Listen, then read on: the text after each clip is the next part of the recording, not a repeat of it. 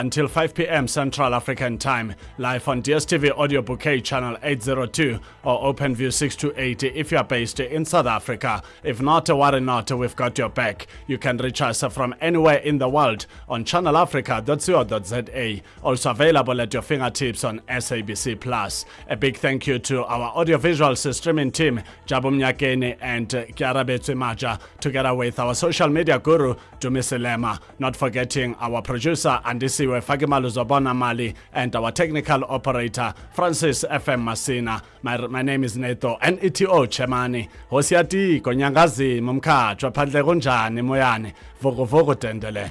Africa at Play, as Telelisia Shire. What's coming up on Africa at Play? Let's find out.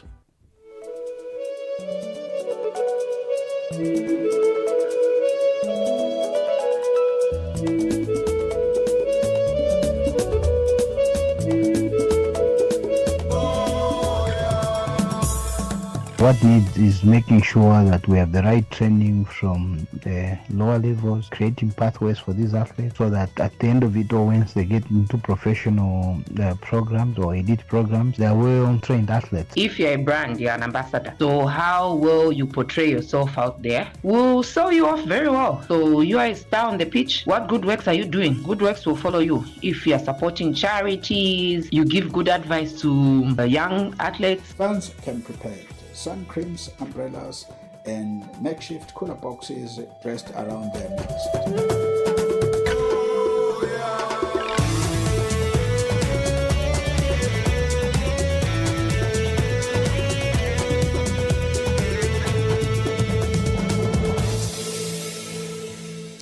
(14:03 Central African Time. If you have just joined us, a very warm welcome to Africa at Play. We appreciate every moment we spend with you. We are together until 5 p.m. Central African Time. My name is Neto Chemane. Please do get in touch with us on our different social media platforms. On Instagram and X is at Channel Africa 1, and on Facebook the name of our station, Channel Africa. Should you miss out on any of our interviews or conversations, worry not. Please do make time to visit our Channel Africa website. Click on Programs and search for Africa at Play. At the bottom right screen of Africa at Play, click on More to access those conversations. By all means, you can listen when you have time to do so.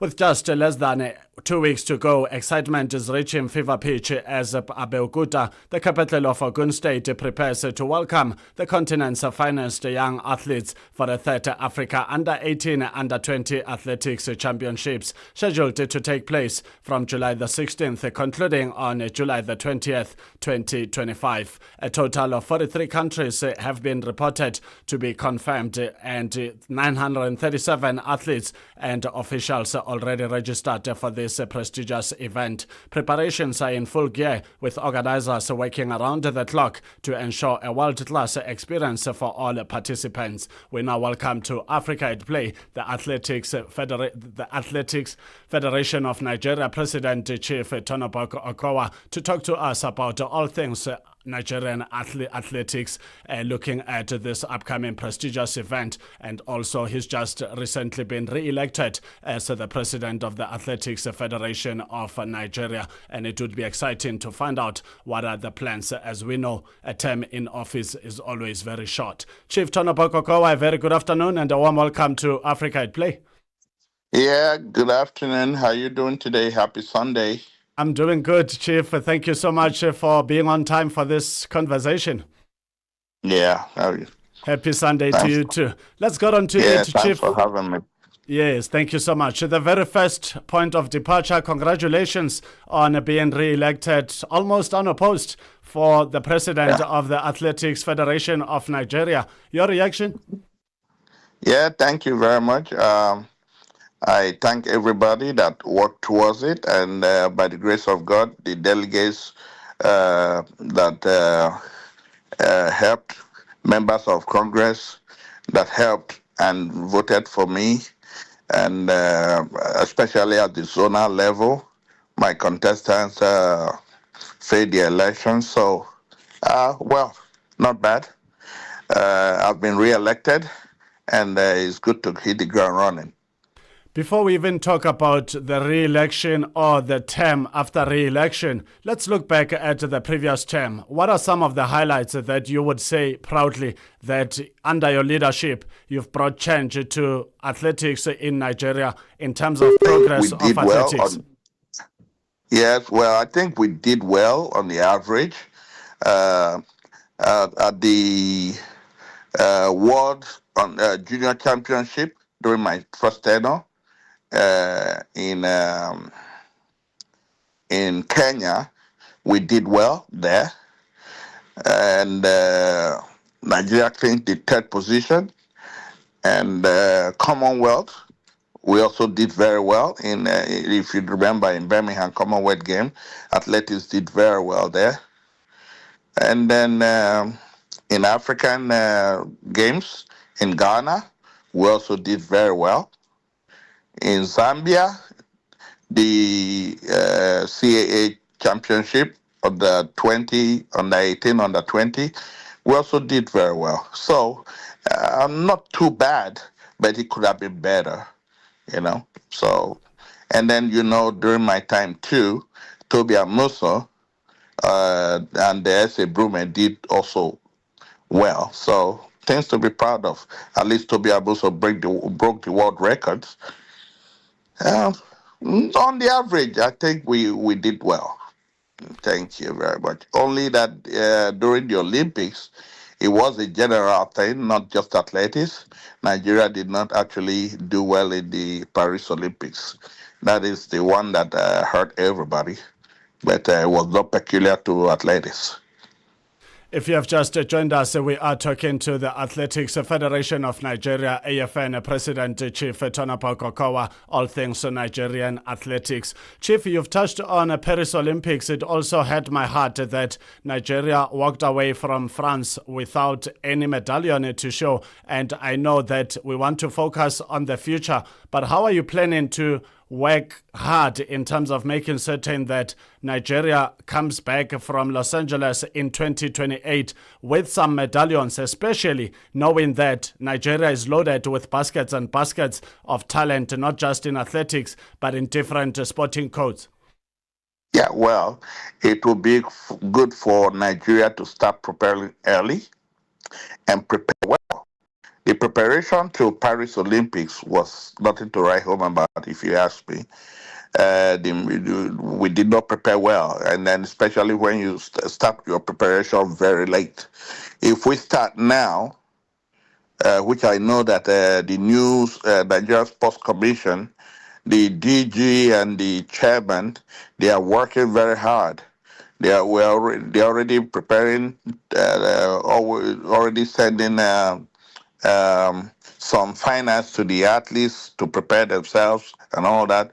Not just athletes in athletics, in all fields, in all sports. So that will help. But that late preparation, as usual, that would like what we had in the Paris Olympics, was very, very poor. Was very bad. You don't prepare athletes in less than 6 months or 1 year. No, that is not it. Good preparation will help. The welfare of the athletes will go a long way to help, making sure that they have enough funds to keep themselves when they are preparing for themselves, be able to buy good supplements and vitamins and feed well, have good coaches around them, coaches that knows their onion, that will definitely have the right programs for these athletes. It will help, it will work. But when you don't have this available, then you cannot really do anything without money. Money is will help, because it's with money that they will have to keep themselves going. Because of all their needs, they will need to purchase all their needs. But when they don't have enough money, they will be hustling around, maybe try to do some jobs or odd jobs to try to make some money to keep themselves, and that would turn around to affect their preparations. So it's all about good preparation, my brother.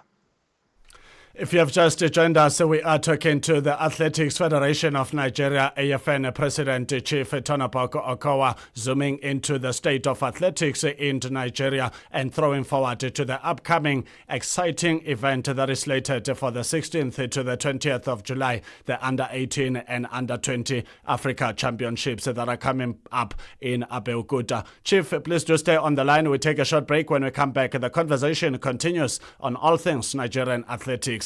This is Africa at Play as Delele Siashai. You like what we do on Channel Africa? Then follow us on our socials. Channel Africa 1 on all social pages. And get the African perspective. In this episode of Channel Africa Conversations, Peter talks to Dr. Tulisile Buddha, an academic, author, and an expert in indigenous knowledge systems. Join us for a compelling discussion on preserving African languages and traditions in the digital era. Dr. Tulisile unpacks the role of educators, explorers, and how technologies like AI can support cultural preservation, and challenges us to rethink how we honor African heritage. You can find the episode on YouTube, SABC Plus, and on our website, channelafrica.co.za. This episode is a must-listen for educators, creators, and change makers across the continent. Channel Africa, the African perspective. You heard something you like on Channel Africa, and you would like to hear it again. Worry not, we've got your back. Just go to our website, www.channelafrica.co.za, and look for our podcast. Africa at Play with Neto, Neto Chemane. 14:12 for Central African Time. If you have just joined us, thank you for taking the best decision ever, choosing Africa's number one. We are in the middle of an exciting conversation, zooming into the state of athletics in Nigeria and the African continent. And helping us to do so is the Athletics Federation of Nigeria, AFN, the newly re-elected president of Athletics Federation of Nigeria, AFN, that is Chief Tonopoko Okowa, the man who's devoted his life to the world of athletics. Chief, thank you so much for staying on the line. You spoke about money, that money plays an important role in getting any sporting federation to its desired level. How well do you think Athletics Federation of Nigeria is doing financially? What sort of mechanisms do you have on board to make certain that you can be self-sustainable without relying on other stakeholders like the government for subsidies, and be able to run your affairs without any interference from any third party? Yeah, we have just started putting our committees together, and then we have a committee that's going to be doing our marketing, and praying that the marketing committee will be able to reach out to good sponsors that can make some funds available to us through sponsorship, and hoping too that the ministry is not that we have to rely on the ministry all the time, but when it comes to international competitions, the sports commission will listen to us and then come to some kind of assistance to us financially.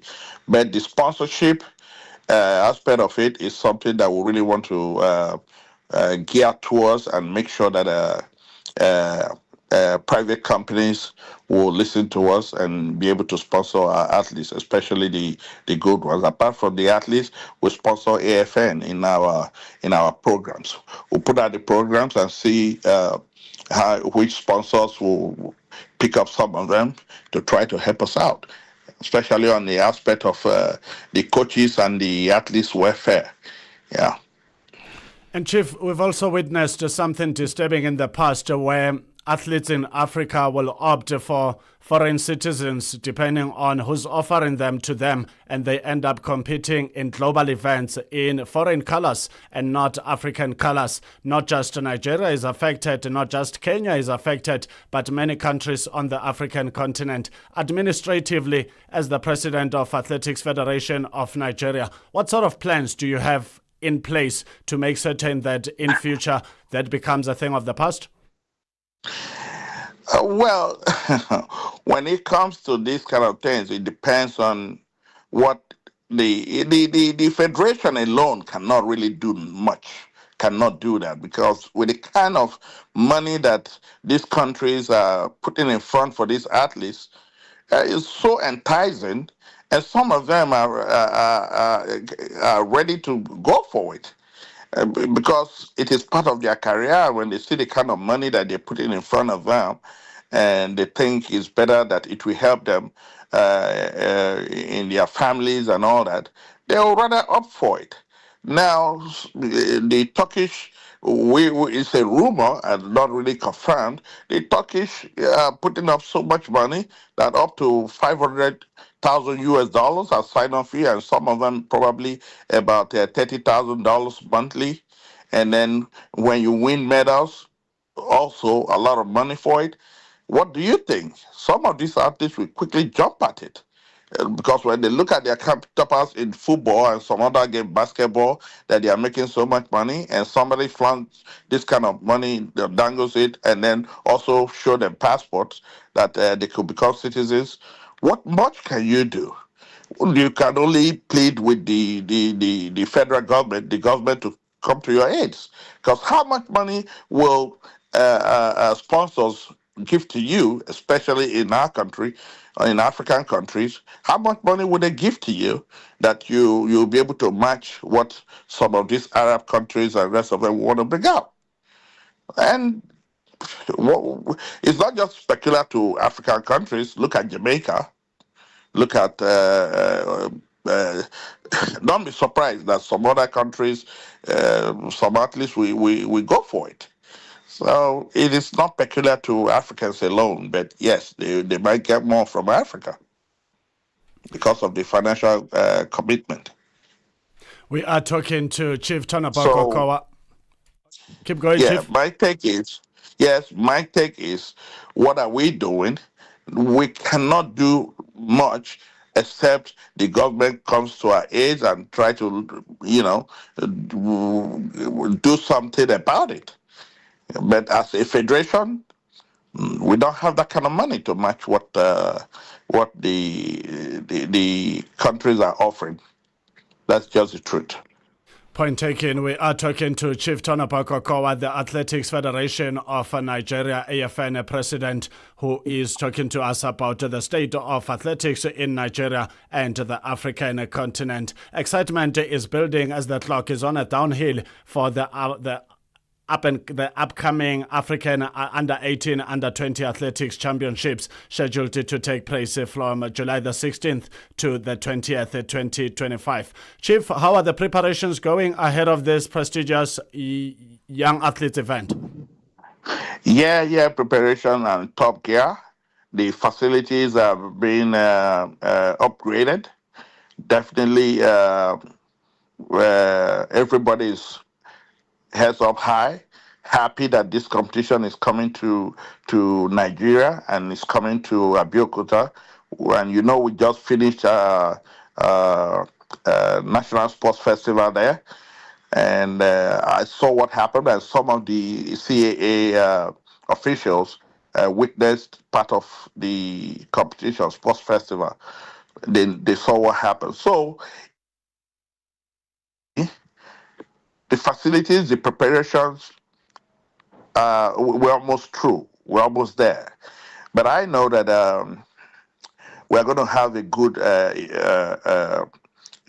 outing, and people are ready to receive all these African countries and their contingents that are coming in, and it will be a good one. We're all happy that they're coming, and I'm sure on or before 1 week, every aspect of the preparation would have been concluded. Except for the host nation, Nigeria, and I know for sure South Africa is coming down to West Africa in Abeokuta, the capital of Ogun State. What are some of the African countries that have confirmed participation, and when are you expecting to start welcoming them? First of all, apart from the sports event proper, we are still going to host the Congress, the CAA Congress, and the CAA executives. And that already, they have almost finished with the venues and all that, wherever the hotels that they're going to stay, all confirmed. The hotels are ready for them. But for the athletes, they will start coming in. I'm sure some of them will come about 2-3 days to acclimatize before the 16th.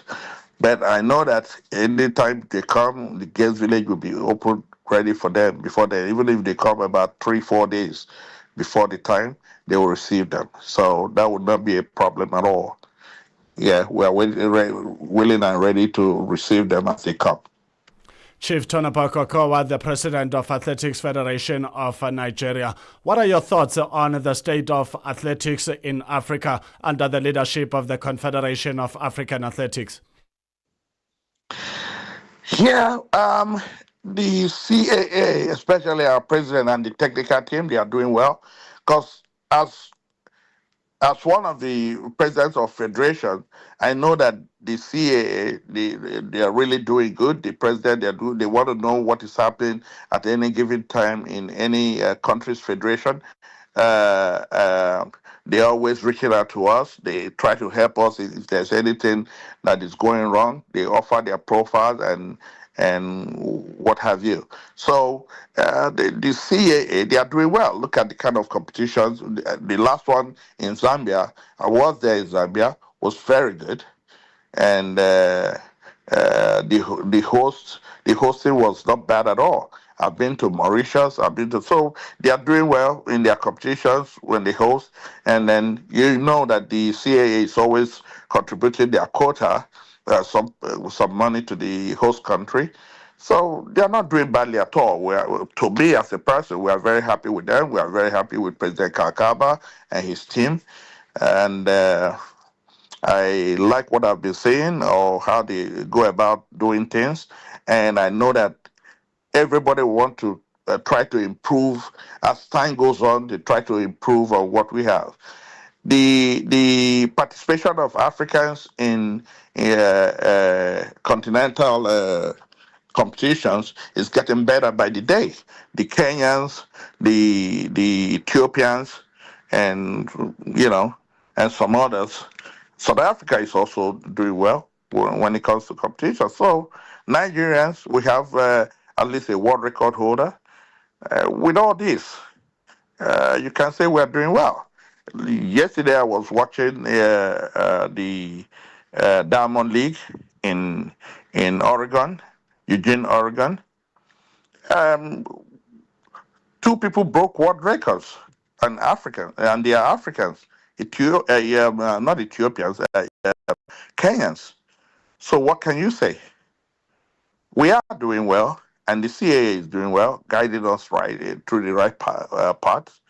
So kudos to President Kakaba and the rest of them at the helm of affairs. Chief Tonapoko Kowa is the President of the Athletics Federation of Nigeria. Chief, before I let you go, what's your story in terms of your journey with athletics? When did you first meet athletics? Before athletics, before I joined the athletics, I was the commissioner for sports in Delta State in Nigeria. When we hosted in 2018, we hosted the Senior African Championship in Delta State, and at that moment, I was the commissioner for sports in Delta State, the host, the host state, and Asaba, the host city. At that time, 2018, I picked up so much interest in athletics. I was also into football, but not a great deal. But I picked up interest, so I started following my big friend and mentor in athletics, Chief Solomon Ogba, who was one of my predecessors as the commissioner for sports in Delta. And from then, 2018, I followed up and became so much interested. So any place or any time they are holding athletics, I always like to travel with him. And from then, I picked up so much interest. and was sponsoring a lot of athletics events. And from then on, I decided to contest to be the president of athletics because I felt I had my own quota to give to them, my own part to encourage athletics. And since then, I became the president of athletics, and then here I am, re-elected. I would really want to do much more. Any wrongs, we need to right our wrongs and move on and make sure athletics in Nigeria and Africa will be better. Thank you. Chief Tonaboko Kowa, the Athletics Federation of Nigeria president, talking to us on Africa at Play. Chief Okowa, thank you so much for your time and sharing your story with us, but also bringing us up to speed with regards to the latest in Nigerian athletics and preparations for the highly anticipated Africa Under-18, Under-20 African Championships that are coming up in Abeokuta, the capital of Ogun State. Thank you very much. Thanks for having me, my brother. Okay, Neto. Thank you so much, Chief. 14:26 Central African Time. That's how we wrap up our conversation with the Chief Tonaboko Kowa, the Athletics Federation of Nigeria president, talking to us about all things African athletics. It's time for some musical break, and what a way to do so with a song of Tiwa Savage featuring Ira Star Gara. This is Africa at Play. Enjoy every moment as Delilisia Shai. Channel Africa, your voice, your sound, and your home. Stay logged right here. What am I saying?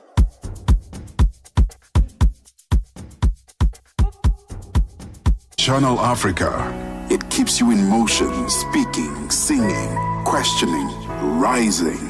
Wake up with Rise and Shine 6 till 9. Peter and Asanda as they bring you breaking news, sharp analysis, and the voices that shape the day. At mid-morning, we get on the move with Palisa and Benjamin, digging into the African lifestyle, people, and the things that make Africa smile. 12 till 1, Africa Update with Lulu Kabu, getting in-depth, powerful stories, and the perspective you won't hear anywhere else. The Upside, 1 till 4, live and real, with Tepuho Likweleni and Nompumelelo Ngubeni. Tame Ngubeni talks money, Africa in business, 4 till 5 p.m. 5 till 6, we put on a little bit more color. Vue d'Afrique with Joel Muteba. We go to East and Central Africa and find Darubinia Africa with I Am Shakif. Madapiri gives us some life. Zochi Tika, 7 till 8 p.m. Maria Mokumalo comes in 8 till 9. We get some useful knowledge. Kalodiscopia. 9 till 10. We take a look in Africa and beyond. Africa World Hour with Sipiso Makwetla. And we close it up with some love. The Hotlines with Shailen Dikumana. 10 till 12 p.m. on Channel Africa. Across borders, across time zones. On air, online. This is Channel Africa. Africa has a voice, and that voice is Channel Africa. It keeps you in motion, speaking, singing, questioning, rising. Wake up with Rise and Shine 6 till 9. Peter and Asanda as they bring you breaking news, sharp analysis, and the voices that shape the day. At mid-morning, we get on the move with Palisa and Benjamin, digging into the African lifestyle, people, and the things that make Africa smile. 12 till 1, Africa Update with Lulu Kabu, getting in-depth, powerful stories, and the perspective you won't hear anywhere else. The Upside, 1 till 4, live and real, with Tepuho Likweleni and Nompumelelo Ngubeni. Tame Ngubeni talks money, Africa in business, 4 till 5 p.m.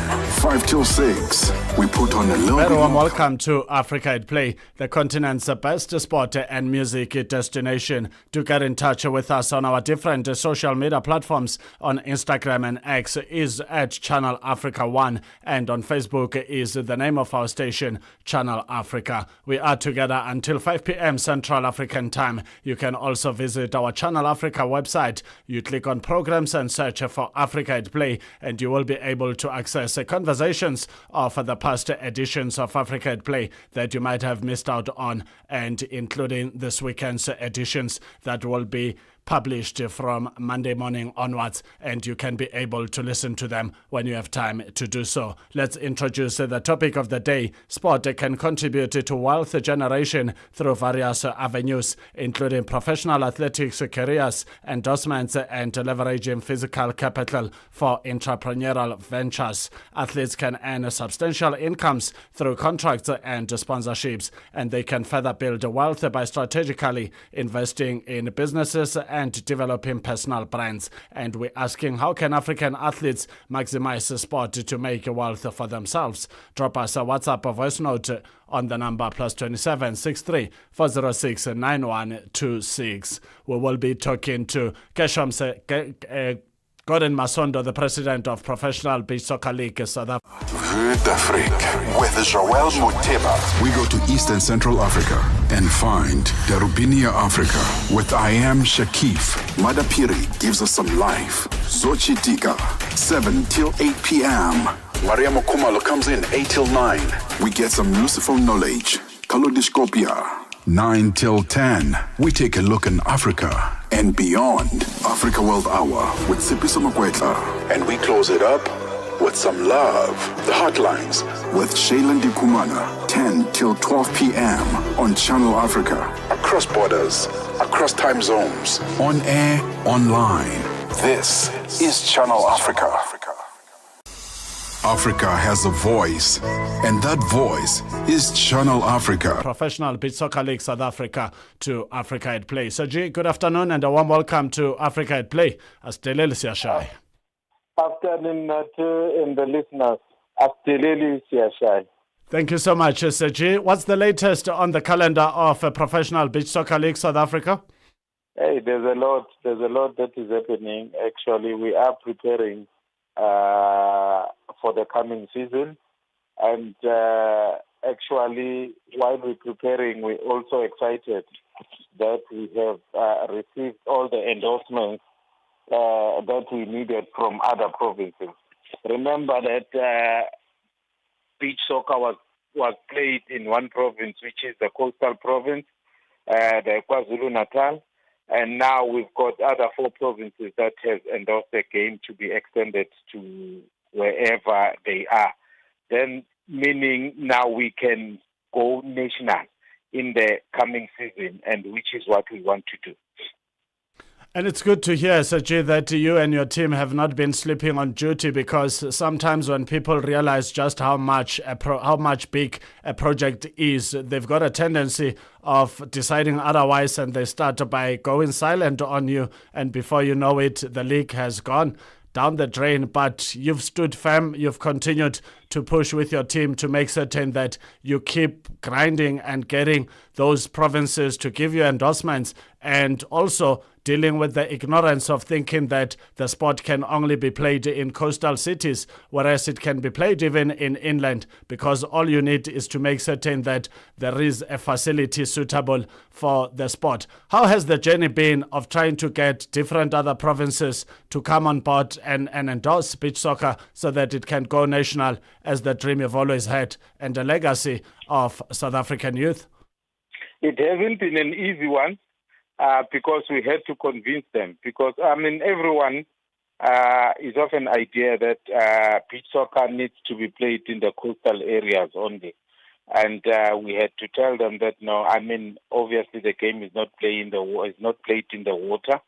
It's played on sand, and you can find sand everywhere, even in the inland. So we had to put the programs in place and also try to show them the advantages of also having this type of sport in the inland areas. But there are people who are very much interested, in seeing the game progressing, and also seeing, South Africa participating at the highest level of beach soccer sport. And they came into the fold, and we discussed most of the things, and we are good to go. Are you getting the necessary support from the mother body of football in the country, South African Football Association? Presently, I can say yes, because the endorsements that we are getting them from the federation.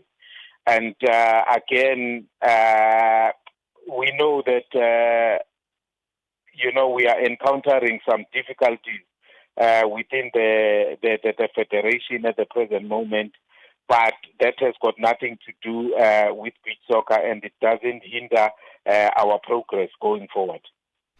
They say charity begins at home. It's good to hear, Saji, that you are getting the necessary support from the mother body, South African Football Association. What is the latest when it comes to the African Beach Soccer Union, the mother body of the sport continentally? Are you getting the necessary support? And what have you zoomed into in terms of the state of beach soccer across Africa?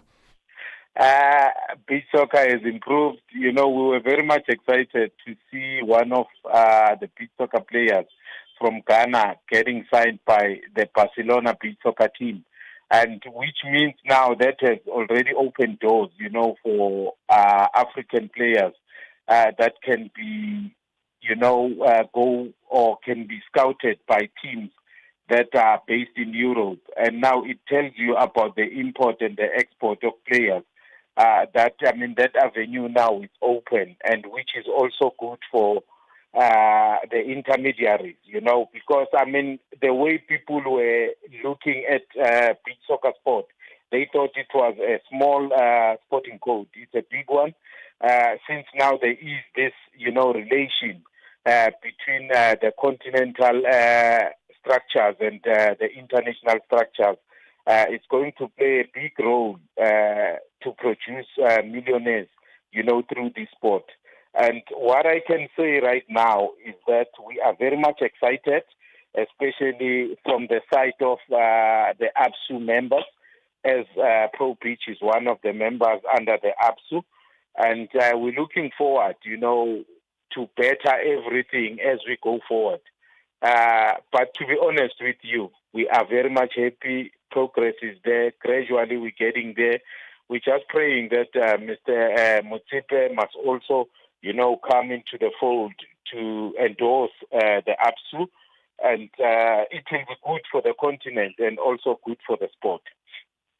14:37 Central African Time. If you have just joined us, thank you for joining us and a warm welcome to Africa at Play. We are in the middle of an incredible African beach soccer conversation with the president of Pro Beach Soccer League South Africa, Gordon Saji Masondo. Saji, thank you so much for filling us up with the latest. And you've spoken about something that touched my heart, a Ghanaian beach soccer player going to join the Barcelona beach soccer player. What is this going to do to those players that joined the sport just thinking they're just buying time, they're just doing something because they do not have much to do? Those players that comes from disadvantaged areas that never thinks their storm will never be over. And here you are telling us about an exciting story that could open more doors for those kind of players, perhaps in big numbers in the next half a decade or even a decade to come.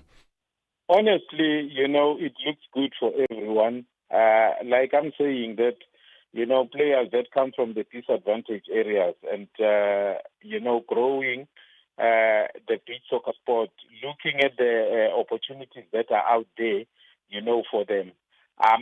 Gradually we are getting into the levels of the mainstream soccer, because when we start now getting into that level, it shows that the officiating side also is going to get better, which is going to create more opportunities. We're talking players, game managers, coaches, and all other important positions that we see in the mainstream soccer. They will be alive and kicking on the other side in the beach soccer, and people will be able to get employed. And the only thing that we need to fight for is to make sure that, beach soccer, the way it's going to be run, it will be run without problems. And we need to eliminate most of the things that we have encountered, which are hindering the game of mainstream, that they shouldn't filter down to our game of beach soccer. 14:40 Central African Time. This is Africa at Play. As Deleli Siashaya, we've got Gorin Saji Masondo, the Pro Beach Soccer League South Africa president, talking to us about beach soccer in South Africa and the African continent. Saji, please do stay on the line. We take a short break. When we come back, we are back with more conversation on beach soccer in Africa. Get Channel Africa on DSTV Audio Bouquet. Channel 802. Africa, voici Abedi. Oui, c'est moi. Abedi est un passionné de musique dans l'âme. Il a un goût pour toutes sortes de musique et passe ses journées à écouter Channel Africa. J'aime beaucoup la musique africaine. Ok. Devinez quoi? Channel Africa veut aider Abedi et les mélomanes du monde entier à découvrir encore plus de musique incroyable. C'est pourquoi Channel Africa appelle les artistes africains à soumettre leur musique. Chers artistes, n'oubliez pas de nous fournir toutes vos informations pertinentes à l'email adresse musique@channelafrica.co.za. Les soumissions sont votre chance d'être entendues, mais elles ne garantissent pas une playlist. Toutes les soumissions seront soigneusement examinées pour voir si elles répondent aux exigences de notre station. Channel Africa, la perspective africaine. Channel Africa and you have got something in common. The thirst for knowledge. Live every Saturday and Sunday from 2 to 5 p.m. Central African Time. 14:41 Central African Time. This is Africa at Play, and thank you for joining us. If you have just joined us, we are talking to Gorin Saji Masondo, the president of Pro Beach Soccer League South Africa. Saji, is there any country that you've identified? It doesn't have to be on the African continent, but a country that is doing well in the sport of beach soccer that could add fuel on fire in terms of helping you in the model that you currently have in growing beach soccer in South Africa, which is a model that could also help other African countries out there. Yes, it's Brazil.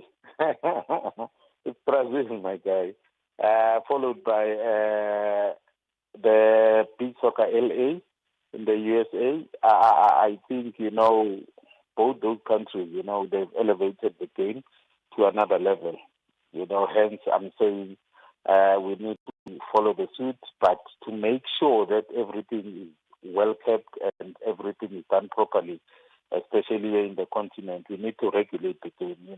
Regulating the game is going to bring everything nicely. Even the sponsors also will start believing in investing in the game, especially in the continent. Because once you regulate it, then everything becomes easy and everybody, can be able to get whatever information that they need without any hassle. Because I've realized, sponsors, they don't want to deal with people who cannot account. Accountability is very important. And that goes with regulating the sport. And I think once we touch that and deal with it nicely, then we'll be winners. Are you happy with the pace at which the mother body of football in Africa, the Confederation of African Football, CAF, is moving towards making certain that they give the full support to ABSU, African Beach Soccer Union, so that the sport can be elevated to its desired level and not just have progressive conversations in the boardroom, but not so much tangible results out there?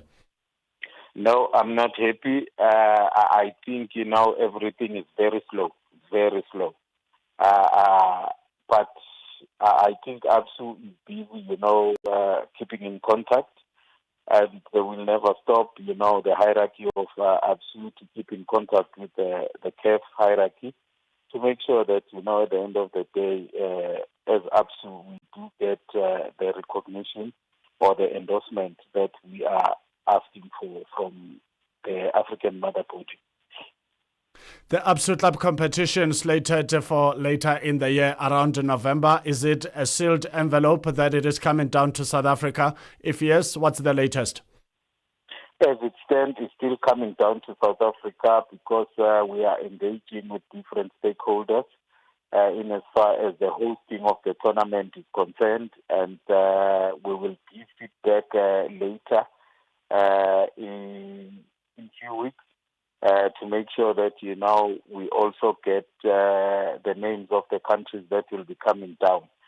And I think we are on the right spot, and whatever that we are doing right now to make sure that that tournament is a success, because it's a first of its kind. I think we're doing it the way it's supposed to be done, because we are also getting advice from the people who have hosted big tournaments before in the mainstream soccer. We are wrapping up a conversation with Pro Beach Soccer League South Africa, Gordon Saji Masondo, the president of the federation in South Africa. Saji, when someone is doing good, like you are working so hard to make certain that beach soccer in the country elevates it to an exciting level, there will always be calls. They could be coming from the mother body of the sport in Africa, ABSU, calling for your inclusion in the ABSU Executive Committee. Do you have the capacity when that call comes? Yes, I think I do. And also I wouldn't hesitate to be part of the Executive Committee. The only thing that I would need, I would just need the support, from my own country people, and also making sure that Africa at Play becomes a fully fledged media partner of ABSU.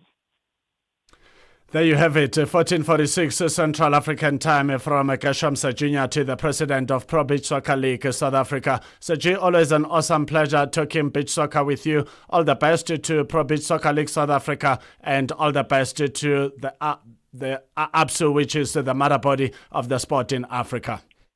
Thank you. The pleasure is mine. 14:46 Central African Time. If you have just joined us, thank you for choosing Africa at Play. We are live on DSTV Audio Bouquet Channel 802 or OpenView 628 if you are here in South Africa. If not, you can connect with us from anywhere you are online on channelafrica.co.za. Also available at your fingertips on SABC+. With the English Premier League PL currently on its recess until next month, to be precise, the 15th of August, the spotlight has firmly shifted to other grand stage international sporting activities. Wimbledon Tennis Tournament in the United Kingdom and the Diamond League Prefontaine Classic Track and Field meeting held in the USA last night. Our UK-based sport correspondent Kasham Sajinyati has thrown a sharp eye to these events. Let's find out. The third Grand Slam of the year, Wimbledon, is underway in London under unusual sweltering summer conditions, part of a wider heatwave gripping the UK and much of Europe. Fans came prepared, sun creams, umbrellas, and makeshift cooler boxes dressed around their necks since the 2 weeks tennis tournament kicked off on Monday. But thankfully enough, cooler conditions were predicted throughout the weekend, although it could rain anytime, forcing spectators to take cover just like it did rain early today. So far, the action has been dramatic. In one of the biggest shocks in the first round, Coco Gauff, the 22-year-old American star, fresh from winning the French Open, was stunned by Diana Yasmestryka of Ukraine, who is ranked number 42 in the world. Gauff struggled with her rhythm, racking up 9 double faults and losing her serve 4 times. She went down 7-6, 7-3, 6-1, later admitting that things fell apart from the moment she stepped out of the locker room. Other high-profile casualties in the early rounds include Americans Madison Keys, Jessica Pegula, Alexander Zverev of Germany, Daniil Medvedev of Russia, and the Britain's pair of Dan Evans and Jack Draper. The British challenge also suffered considerably, with top female players Emma Raducanu and Katie Bagler already out. Only Cameron Norrie and Sonai Katal remain in the singles draw. Norrie faces Chile's Nicolas Jarry, while Katal takes on Russia's Anastasia Pavlyuchenko later today. In the other draw, which could be exciting, the top seed Arina Zabalenka of Belarus squares up with Elise Martins of Belgium. This year, there is no African representation at Wimbledon. Tunisia's Ons Jabeur, the continent's top female player, withdrew reportedly due to injury. South Africa's Lloyd Harris is also no longer in the draw. For Zimbabwe, Wimbledon is a reminder of the past glories, notably the legendary Black siblings Byron Black, the elder brother, Wayne Black, and their sister Cara Black, who once dominated, particularly in the Davis Cup and doubles competition. The tournament continues throughout to next weekend, leading up to the singles finals on Saturday and Sunday. Meanwhile, across the Atlantic, the Diamond League Prefontaine Classic in Eugene, Oregon, lit up Hayward Field with exceptional performances, particularly from African athletes who claimed an impressive 17 podium finishes. Kenya's finest led the charge with Faith Kipyegon, the Olympic champion, setting a new women's world record in the 1500 meters with a time of 3 minutes 48.68 seconds. Her compatriot Beatrice Chebet, also an Olympic gold medalist, set a new world record in the 5,000 meters with a time of 13 minutes 58.06 seconds. Botswana's Letsile Tebogo added more fireworks with a blazing 19.76 seconds victory in the men's 200 meters, the fastest time in the world this season. Other standout African podium finishers included Tsiki Tuguma of Ethiopia in the women's 800 meters, followed by Prudence Sakhodiso of South Africa and Halima Nakai of Uganda. Nigerian podium finishers were Toby Amsani in the women's 100-meter hurdles, Chukwuebuka Enekwechi in the men's shot put, and Marie-José Tadu of the Ivory Coast in the women's 100 meters. The competition, the ninth stop of the 2025 Diamond League circuit, once again proved why it remains a premier showcase for track and field talent worldwide. Gershom Nyati for Africa at Play. 14:52 Central African Time. This is Africa at Play. A warm welcome if you have just joined us. We are together until 5 p.m. Central African Time. We will be connecting with Gershom Nyati at the Encyclopedia of Global Athletics to bring us up to speed with regards to the latest in the world of athletics. But for now, let's visit the dance floor. Lava Lava by a song titled Tajiri. Nilikupigia simu chaji kakata nikakutilia timu mjengoni sijakupa. It keeps you in motion, speaking, singing, questioning, rising.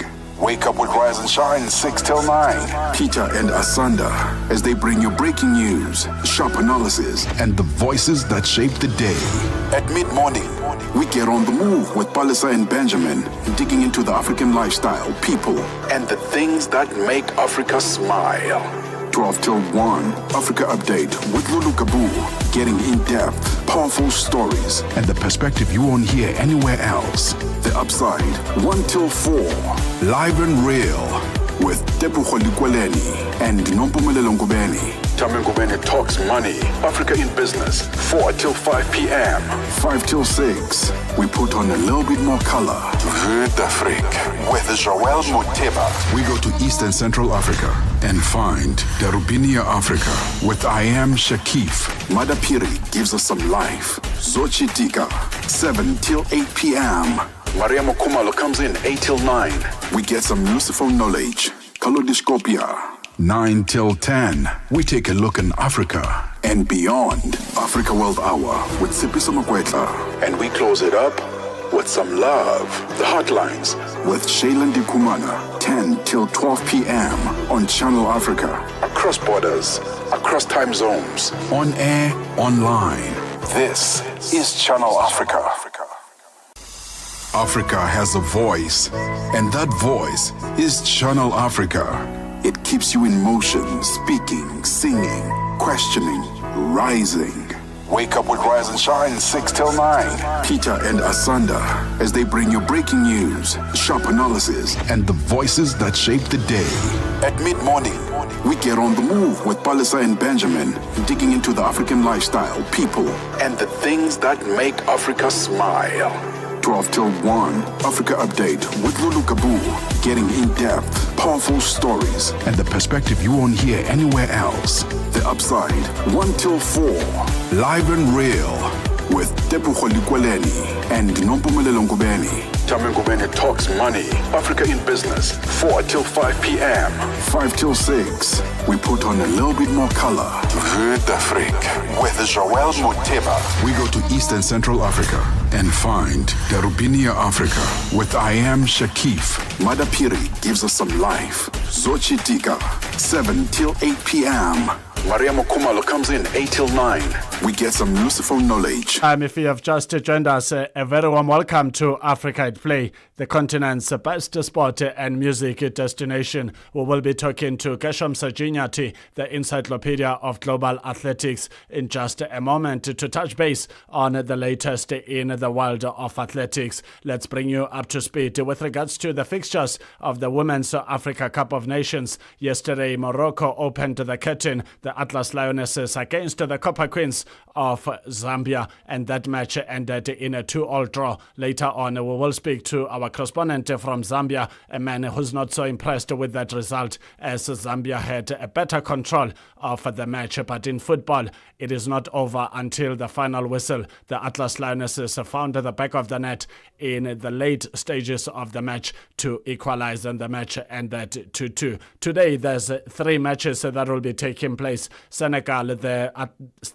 the Teranga Lionesses will take on DR Congo at 1600 Central African Time. The Super Falcons of Nigeria, 9-time winners, will take on the Carthage Eagles of Tunisia. It is the West up against the North at 1800 Central African Time. Algeria will line up against Botswana, and that match is taking place at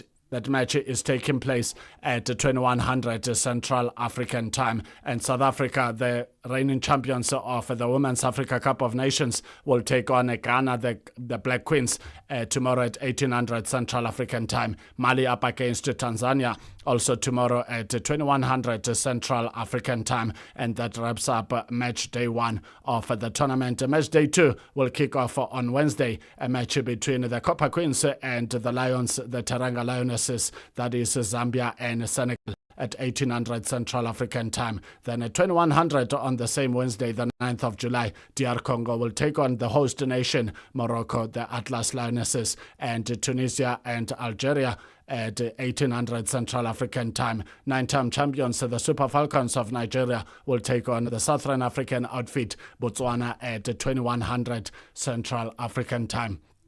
And we will continue to bring you up to speed with regards to those matches that will be taking place and many other events that are taking place across the African continent and globally. Let's now welcome to Africa at Play Keshom Sajinyati, the encyclopedia of global athletics, our correspondent based in the United Kingdom, originally from Southern Africa in Zimbabwe. Saji, good afternoon and a warm welcome to Africa at Play.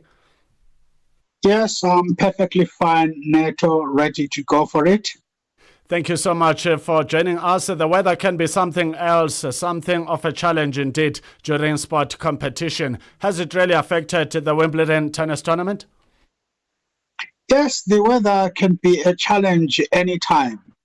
When the Wimbledon tournament started on Monday, it was very hot. I think the weathermen, they were saying it must have been one of the hottest days in England during this summer. It was very, very hot. But tennis fans, amazingly, I think they know about it. They went really prepared with sun creams and umbrellas, and some of them, they to put cooler boxes around their necks to try to fend off the heat. It was really very hot. And for the players, I think it was worse off for the players who were playing outside the number 1 court, the center court, on the outside. They must have felt the heat as well. But inside, much better, because sometimes they can always put the roof on top of it. Yes, the weather plays havoc when the weather is not good enough. But surprisingly, sports fans are sports fans. They enjoy it. They like it. Whatever happens, they will just go there and watch and enjoy the sport. Not only the heat, even when it's cold, drizzling, very, very cold with snow. If you go to a football match, there will always be spectators cheering up their players. What would sport be without the spectators? It would be a boring event indeed, Sergi. Sergi, just your thoughts on Novak Djokovic. What a time to be alive. One of the greatest in tennis, chasing a record 25th Grand Slam title. Not an easy one, especially considering other sensations like the likes of Jannik Sinner, who's doing very well out there. Young blood, wanting the most out of it to get to the level of Novak Djokovic. But hey, he's the greatest. He's one of the greatest. Anything is possible. Your thoughts, please. He is one of the greatest players I've watched for a number of years, and they're still going strong. And this time, as we've said, he's trying to win the Grand Slam for a record 25 times. That would be brilliant. And he's really in for it. He has got a draw on Monday, which is tomorrow. He's going to play Andre Di Maia of Australia, and is likely to go through. We just hope maybe he's going to go through to the finals and win the event. But it will be very tough because remember the defending champion here at Wimbledon is Carlos Alcaraz of Spain, who won he won it last year, and he's really he's trying his best to win it again. So it will be tough, but anything can happen with Djokovic. He can do it. Now, in the women's singles, there's this lady, Irina Zabalenka. He is one to watch. And the other player is Emma Navarro of the USA. Is still in it. So you can't tell. There are lots of dark horses who are still in the competition. Anything can happen. It's very, very exciting from the start, and I think right up to the end. If you have just joined us, we are talking to our correspondent from Zimbabwe, currently based in the United Kingdom, on all things tennis and athletics. So, G, as we move on from tennis to athletics, earlier on we got to speak to Chief Tonobok Okowa, who is the president of Athletics Federation of Nigeria, and I was asking him about what his zoomed into in terms of the state of athletics on the African continent, and he sounded very exhilarated, just like you've sounded so exhilarated in your report that you've shared with us about African athletes grabbing 17 podium places at the Prefontaine Classic in the USA last night. Talk to us more about that. To be quite honest, I didn't expect it. 17 podium places at the Prefontaine Classic. That was a good performance by the African athletes. They did very well. And what I've also noted in the background is that the Americans in this particular event, they invited more African athletes to take part. Even Mzala Samkonga of Zambia was there, although he finished down the ladder. Lots of African players, African athletes were taking part at this event. So it was quite good and they did very well. But I think the African athletes did lift the game.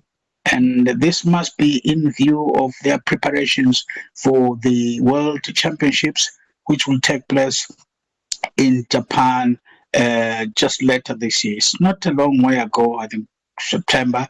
That will be when the World Championships will be taking part. So I think the athletes are getting ready for it. And there was some exciting performances other than Faith Kipegoni and Beatrice Chebedi setting world records in their respective event. Some other athletes, they did set their personal best for the year, competition stadium records and things like that. So it was highly competitive and they did very well. Yes, I had the president for Nigerian athletics talking to you. I really listened with a lot of attention, and he made mention that Nigeria, he said, and I repeat, they have started getting a marketing team to do that so that Nigerian athletics will be very strong. But as far as I know, Nigeria has been a very, very strong nation in athletics, particularly in short track events and field events. There are loads of Nigerian athletes in based abroad, particularly in the USA, that the media they don't even talk about them. But if you go to the World Championships, you find those athletes are good enough and they are talented. I saw it when I was at the World Championships in Budapest. They're good Nigerian sprinters who I really admired, and they're doing very well. So I think this is a challenge for the Nigerian Federation to try to assist these athletes to go a step further, because sometimes it doesn't help that the top administrators, they'll talk nice words, everything right through, without actually pulling the strings. That's not fair. Kesham Sajinyati talking to us all the way from the United Kingdom about all things tennis and athletics, especially on the African continent. 17 podium places or podium finishes at the Prefontaine Classic in the USA. Great indeed for the African continent. Saji, while we are in the mood of excitement, anything you may want to share with our listeners and viewers? We're not just talking listeners lately. We've got viewers as well. As you are talking to us on video, there are people watching and listening to this conversation. What would you like to share with our listeners and viewers from the bottom of your heart as we say goodbye? Yes, Neto, I was really saddened to learn of the passing on of a great football player, goalkeeper Peter Rufai of Nigeria, that he has just departed. It was really touching, because I remember he's a player who at times, and some years back, I watched him play. And there you are. The young man has just departed from this world.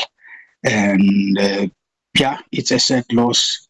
And on top of that, here in the UK, there is a player from Portugal, Diego Jota. He also died in a horrific car accident in Portugal. Remember, the Premier League is on a recess at this particular time. So he was home, having a good time with the family. And he was in a car driving with his brother. And I understand it's a Porsche car which they were using, a Lamborghini. And they were in the process of overtaking another car. And suddenly, we understand, not really substantiated, but it could be the case that the tire burst, and then that caused the tragic incident where Diego Jota and his brother, they died on the spot. So it has been a sad week for sport. But, this part of life, we come across these type of things, but it's so sad, really, so sad. It is very sad indeed, and we would like to say from the Africa at Play team and the rest of Channel Africa, may their awesome souls rest in peace. Life can just be too short. Age 28, Diogo Jota, who used to play for Liverpool, "You will never walk alone," is their slogan, and his younger brother, a 25-year-old.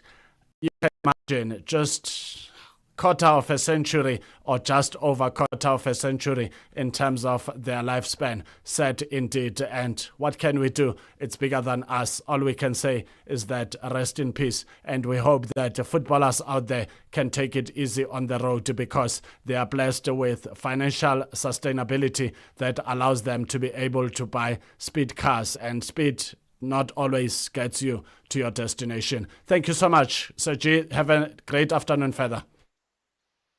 Excellent, thank you. But I just want to state again, I said it about the weather. I remember when I was just about to record this program, there was hailstorm, and I had to close the back door because it was too much. So there you go. That's weather for you. We must always be prepared, and sometimes you can never be well prepared because you don't know what's coming your way. But we are just grateful that sport can be able to proceed without much interruptions. That was Kesham Sejinyati, our legendary correspondent from Southern Africa in Zimbabwe, but currently based in the United Kingdom. Life must be good in the United Kingdom. Seji doesn't want to come back home. But hey, we appreciate him being there because we get the best in terms of stories under the world of sport that are happening in the UK and other neighboring countries. 15:10 Central African Time. This is Africa at Play. If you have just joined us, a very warm welcome to Africa at Play. We are together until 5 p.m. Central African Time, live on DSTV Audio Bouquet Channel 802 or OpenView 628 if you are here in South Africa. Alternatively, you can connect with us from anywhere you are on channelafrica.co.za, also available on SABC+. Ole, Kringmadi and BNXN. That's our song chosen for this moment of the Sunday afternoon. Enjoy it as we also enjoy it with you. Africa at Play. Beautifully, happily marrying sports and music.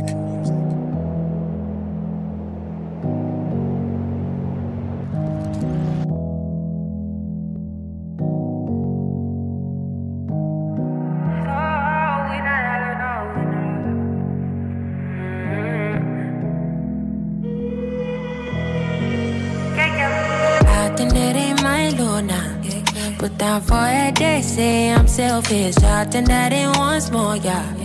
Wash out my way, my feelings dirty. I'm just living on somebody's wave. Oh no, no, I can't give that love for myself. Say everybody's fine, but they can't be you. Even if they wanted to do, even if they try, I say envy you. Kaleidoscopia. 9 till 10, we take a look in Africa and beyond. Africa World Hour with Sipiso Makwetla. And we close it up with some love. The Hotlines with Shailen Dikumana. 10 till 12 p.m.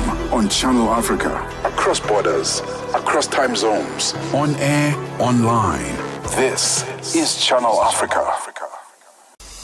Africa has a voice, and that voice is Channel Africa. It keeps you in motion, speaking, singing, questioning, rising. Wake up with Rise and Shine 6 till 9. Peter and Asanda as they bring you breaking news, sharp analysis, and the voices that shape the day. At mid-morning, we get on the move with Palisa and Benjamin, digging into the African lifestyle, people, and the things that make Africa smile. 12 till 1, Africa Update with Lulu Kabu, getting in-depth, powerful stories, and the perspective you won't hear anywhere else. The Upside, 1 till 4, live and real, with Tepu Kholikweleni and Nompumelelo Ngubeni. Tame Ngubeni talks money, Africa in business, 4 till 5 p.m. 5 till 6, we put on a little bit more color. Vue d'Afrique with Joël Moteba. We go to East and Central Africa and find Darubinia Africa with I Am Shakif. Madapiri gives us some life. Zochi Tika, 7 till 8 p.m. Maria Mokumalo comes in 8 till 9. We get some useful knowledge. Kaleidoscopia. 9 till 10, we take a look in Africa and beyond. Africa World Hour with Sipiso Makwetla. And we close it up with some love. The Hotlines with Shailen Dikumana. 10 till 12 p.m. on Channel Africa. Across borders, across time zones, on air, online. This is Channel Africa. Africa has a voice, and that voice is Channel Africa. Fuka Mbana Boy alizaliwa Julai 2 mwaka 1991. Ni mwimbaji na mwandishi wa nyimbo kutoka nchini Nigeria. Alipata umaarufu mnamo mwaka 2012 baada ya kutoa wimbo wake wa kwanza kabisa ambao ulijulikana kwa jina la Like to Party kutoka ndani ya studio Live 2013. Mnamo mwaka wa 2017 Burna Boy alisaini na bendi Habit Atlantic Records huko Marekani na Warner Music Group. Albamu yake ya tatu ya studio ya nje 2018 iliweka alama ya kwanza ya lebo yake. Mnamo mwaka 2019 alishinda sheria ya kimataifa ya bora kabisa kwenye tuzo za BET za 2019. Alitangazwa pia kama msanii wa Apple Music's Up Next.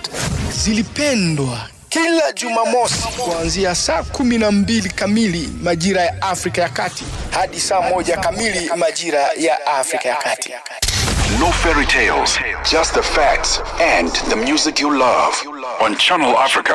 Africa at Play, beautifully, happily marrying sports and music.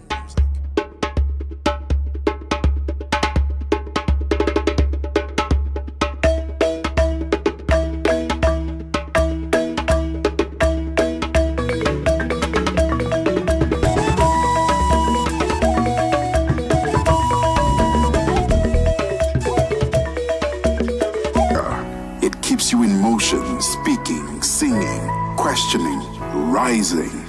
Wake up with Rise and Shine 6 till 9. Peter and Asanda as they bring you breaking news, sharp analysis, and the voices that shape the day. At mid-morning, we get on the move with Palisa and Benjamin, digging into the African lifestyle, people, and the things that make Africa smile. 12 till 1, Africa Update with Lulu Kabu, getting in-depth, powerful stories, and the perspective you won't hear anywhere else. The Upside, 1 till 4, live and real, with Tepuho Likweleni and Nompumelelo Ngubeni. Tame Ngubeni talks money, Africa in business, 4 till 5 p.m. 5 till 6, we put on a little bit more color. Vue d'Afrique, with Joël Muteba. We go to East and Central Africa and find Darubinia Africa with I Am Shakif. Madapiri gives us some life. Zochitika, 7 till 8 p.m. Maria Mokumalo comes in 8 till 9. We get some useful knowledge. Kalodiscopia. 9 till 10. We take a look in Africa and beyond. Africa World Hour with Sipiso Makwetla. And we close it up with some love. The Hotlines with Shailen Dikumana. 10 till 12 p.m. on Channel Africa. Across borders, across time zones. On air, online. This is Channel Africa. Africa has a voice, and that voice is Channel Africa. It keeps you in motion, speaking, singing, questioning, rising. Wake up with Rise and Shine 6 till 9. Peter and Asanda as they bring you breaking news, sharp analysis, and the voices that shape the day. At mid-morning, we get on the move with Palisa and Benjamin, digging into the African lifestyle, people, and the things that make Africa smile. 12 till 1, Africa Update with Lulu Kabu, getting in-depth, powerful stories, and the perspective you won't hear anywhere else. The Upside, 1 till 4, live and real, with Tepuho Likweleni and Nompumelelo Ngubeni. Tame Ngubeni talks money, Africa in business, 4 till 5 p.m. 5 till 6, we put on a little bit more color. Vue d'Afrique with Joël Muteba. We go to East and Central Africa and find Darubinia Africa with I Am Shakif. Madapiri gives us some life. Zochitika, 7 till 8 p.m. Maria Mokumalo comes in 8 till 9. We get some useful knowledge. Kalodiscopia. 9 till 10. We take a look in Africa and beyond. Africa World Hour with Sipiso Makwetla. And we close it up with some love. The Hotlines with Shailen Dikumana. 10 till 12 p.m. on Channel Africa. Across borders, across time zones. On air, online. This is Channel Africa. Africa has a voice, and that voice is Channel Africa. It keeps you in motion, speaking, singing, questioning, rising. Wake up with Rise and Shine 6 till 9. Peter and Asanda as they bring you breaking news, sharp analysis, and the voices that shape the day. At mid-morning, we get on the move with Palisa and Benjamin, digging into the African lifestyle, people, and the things that make Africa smile. 12 till 1. Africa Update with Lulu Kabu. Getting in-depth, powerful stories, and the perspective you won't hear anywhere else. The Upside, 1 till 4. Live and real with Tepuho Likweleni and Nompumelelo Ngubeni. Tame Ngubeni talks money. Africa in business, 4 till 5 p.m. 5 till 6. We put on a little bit more color.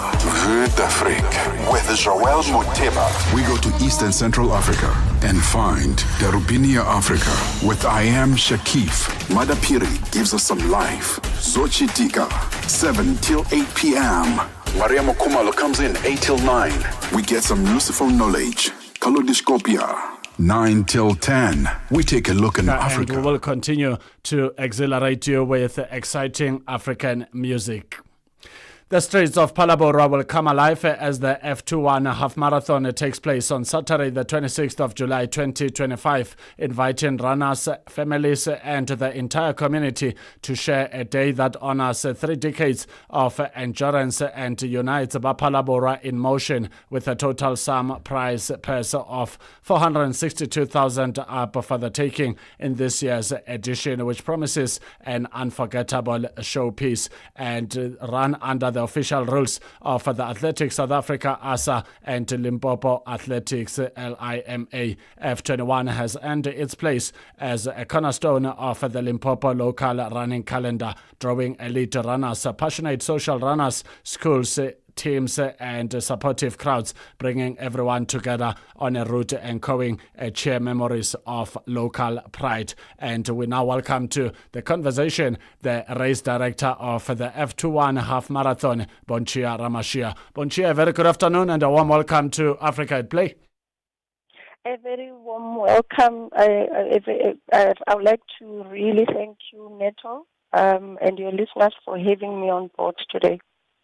Thank you so much for joining us on Africa at Play. Talk to us about this exciting F21 half marathon meant for Bapalabora and the entire citizens of Limpopo province.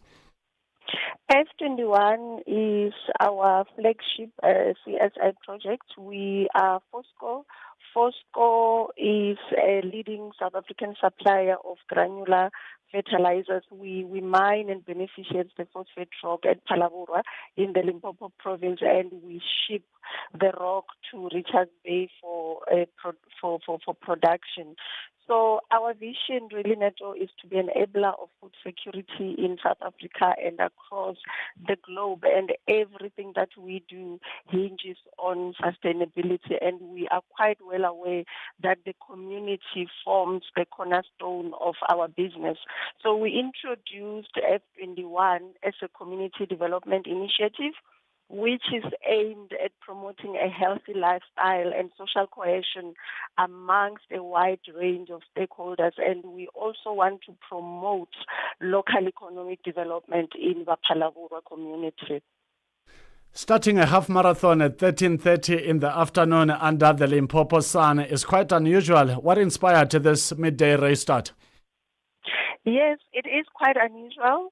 We wanted to host a race with a difference. Like I said, this is community centered. It forms part of the community. If you look at all the races that are run, whether it's nationally and internationally, all of them are run very, very early in the morning, and there's no that community outlook on them. So with this race, the community forms part of it. They are always lining up on the F21 route, cheering the runners on. And we also have formal and informal vendors that participate on the day of the event. If you have just joined us, a very warm welcome to Africa at Play. As Deleli Siashaya, we are in the middle of an exciting conversation talking about the F21 half marathon that is taking place in Palabora in the Limpopo province, and we are talking to the race director, Bonchia Ramashia, about this exciting event. How do you prepare runners for the challenges of running the heat, and what safety measures are in place? We have a lot of water points for that reason. Those that are familiar with running, they will know that you need to have water points every 3 kilometers. But what we're doing, we are giving our runners water points every 1.5 kilometers, and we stock them with all the liquids that are necessary for them. There's fruit, there's everything that they need there. At the same time, we've got some of the sponsors that will also have those water sprays on the routes when they're running. There's different kind of runners out there. What kind of a runner is the F21 half marathon designed for, considering the timing and the terrain? It's designed for all runners, really, because the terrain is tougher at the end, but it's pretty much moderate. Although I wouldn't say that it's easy, but it's built for all runners at a competitive level. If you have just joined us, we are talking to the race director of the F21 half marathon taking place in Phalaborwa, Limpopo province, and we are talking to the race director, Bonchia Ramashia. What does the small town setting of Phalaborwa shape the atmosphere and experience of the race? But this race, everyone looks forward to it. We have the support also of the mayor, because we are aware that it's not only us as Fosco who are benefiting in terms of us giving back to the community, but we've got tourist establishments, there are guest houses, there are hotels already. Some have been oversubscribed, and it really brings that excitement to the Phalaborwa community. South Africa has proven to be a home of all Africans. You can go to every province across the 9 provinces of the country. You are bound to find an African brother or sister residing there. Are there any African athletes that will be participating in this F21 half marathon? Yes, definitely. There will be African athletes. This year we have already attracted more than 448 athletes that will, elite athletes in fact, and African athletes that are going to be participating in the marathon. Unfortunately, I wouldn't be able to, mention their names, but I'll really encourage everyone to come and join in the festivities. Bonchia Ramashia is the race director of the F21 half marathon taking place in Phalaborwa on Saturday, the 26th of July. Before I let you go, anything you would like to share with our listeners? Yes, I would really like to say, be with us. We are ready to host you. This year, we will not be able to take registrations on the day for F21. We can see that by the 26th will be oversubscribed. We are already now at 1,085 registrations, and our cutoff is 1,500. So I would like to encourage all the runners, social runners, elite runners, to register so that you can come and enjoy the festivities with us. Bonchia Ramashia F21 half marathon, Phalaborwa marathon that is taking place in Limpopo province. Bonchia, thank you so much for talking to us on Africa at Play. All the best with the preparations ahead of the highly anticipated F21 half marathon taking place on Saturday, the 26th of July. Thank you, Neto, and your listeners. I'm hoping that I'll see you there. Thank you.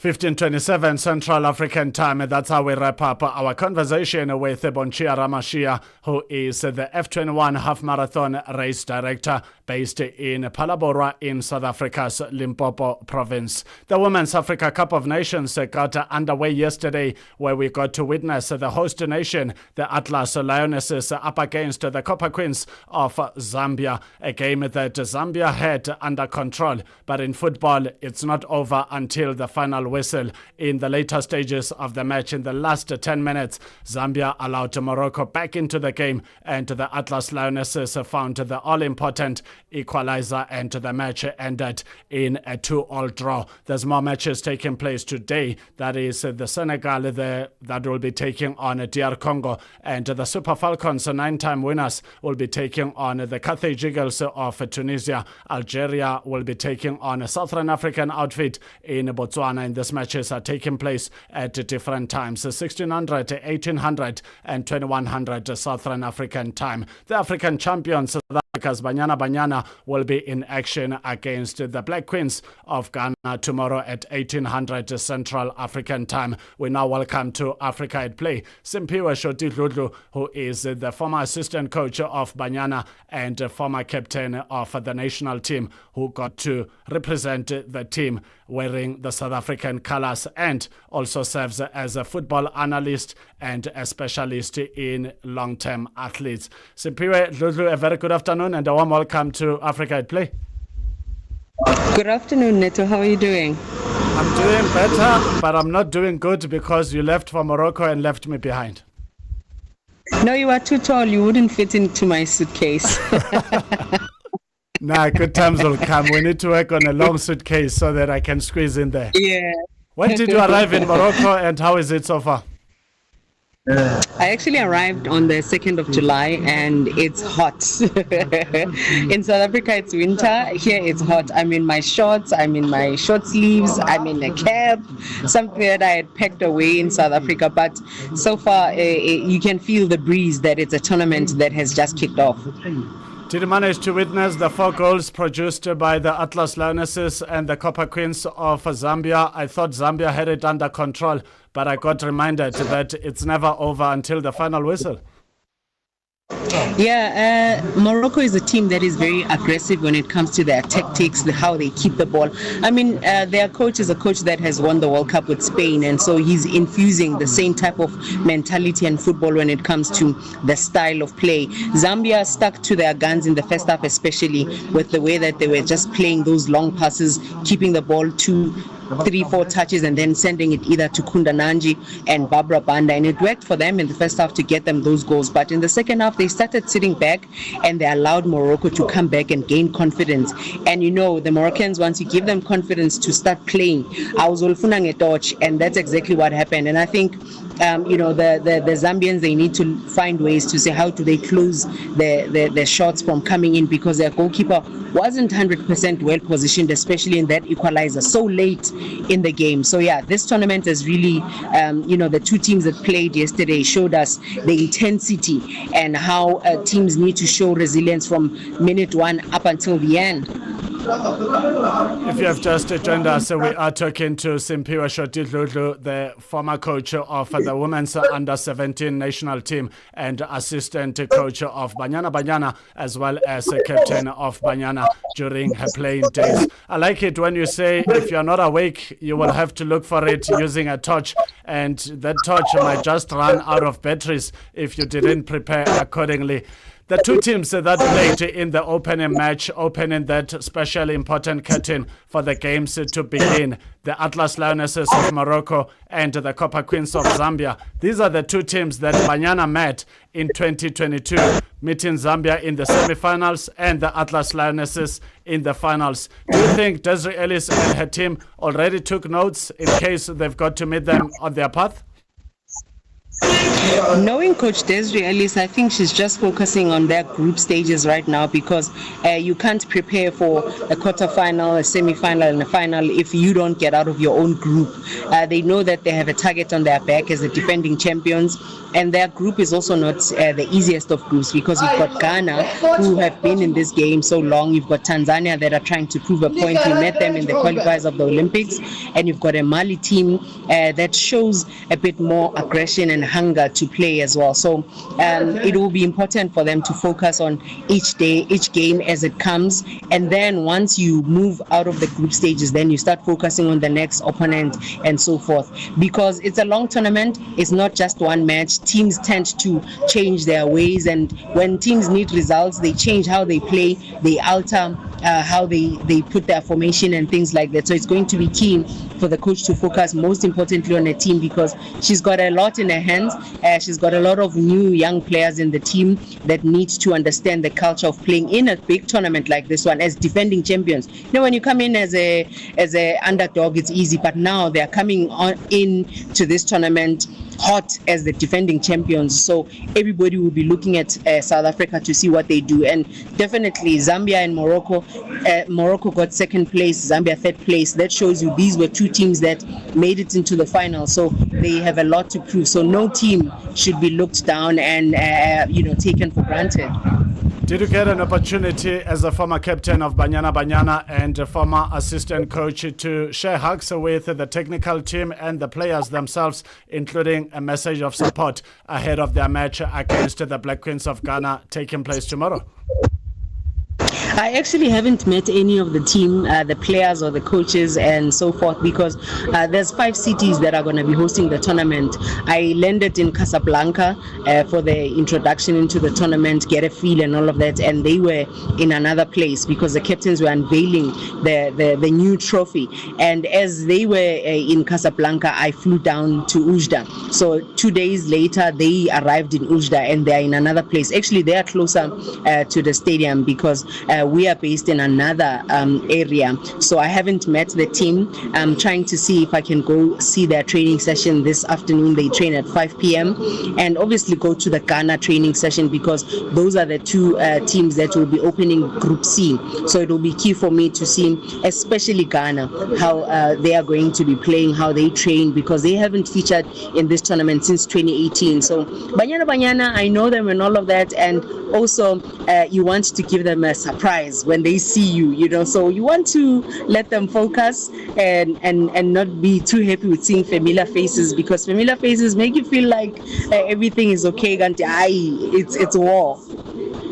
We are talking to Simpiwe Shotitlu, former assistant coach of Banyana and former coach of the South African women's under-17 national team, and also the captain of Banyana Banyana.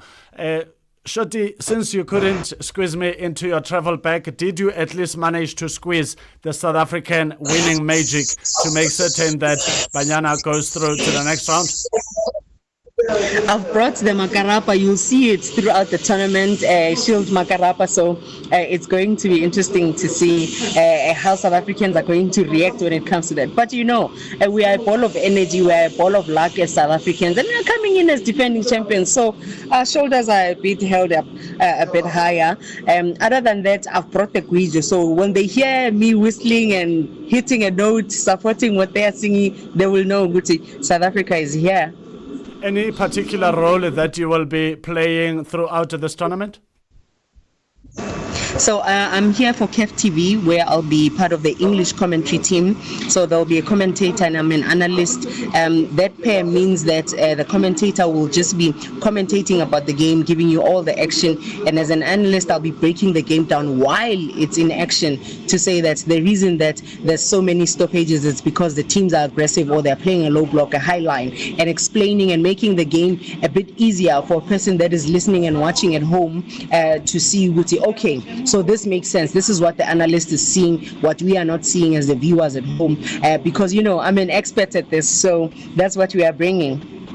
I got to hear Amanda Dlamini doing precisely what you will be doing yesterday when watching and listening to commentary of the match between Morocco and the Copper Queens of Zambia. And I know for sure that you are going to excel. So we will be watching and listening. Any underdogs out of the 12 African nations, or that's a take of the past?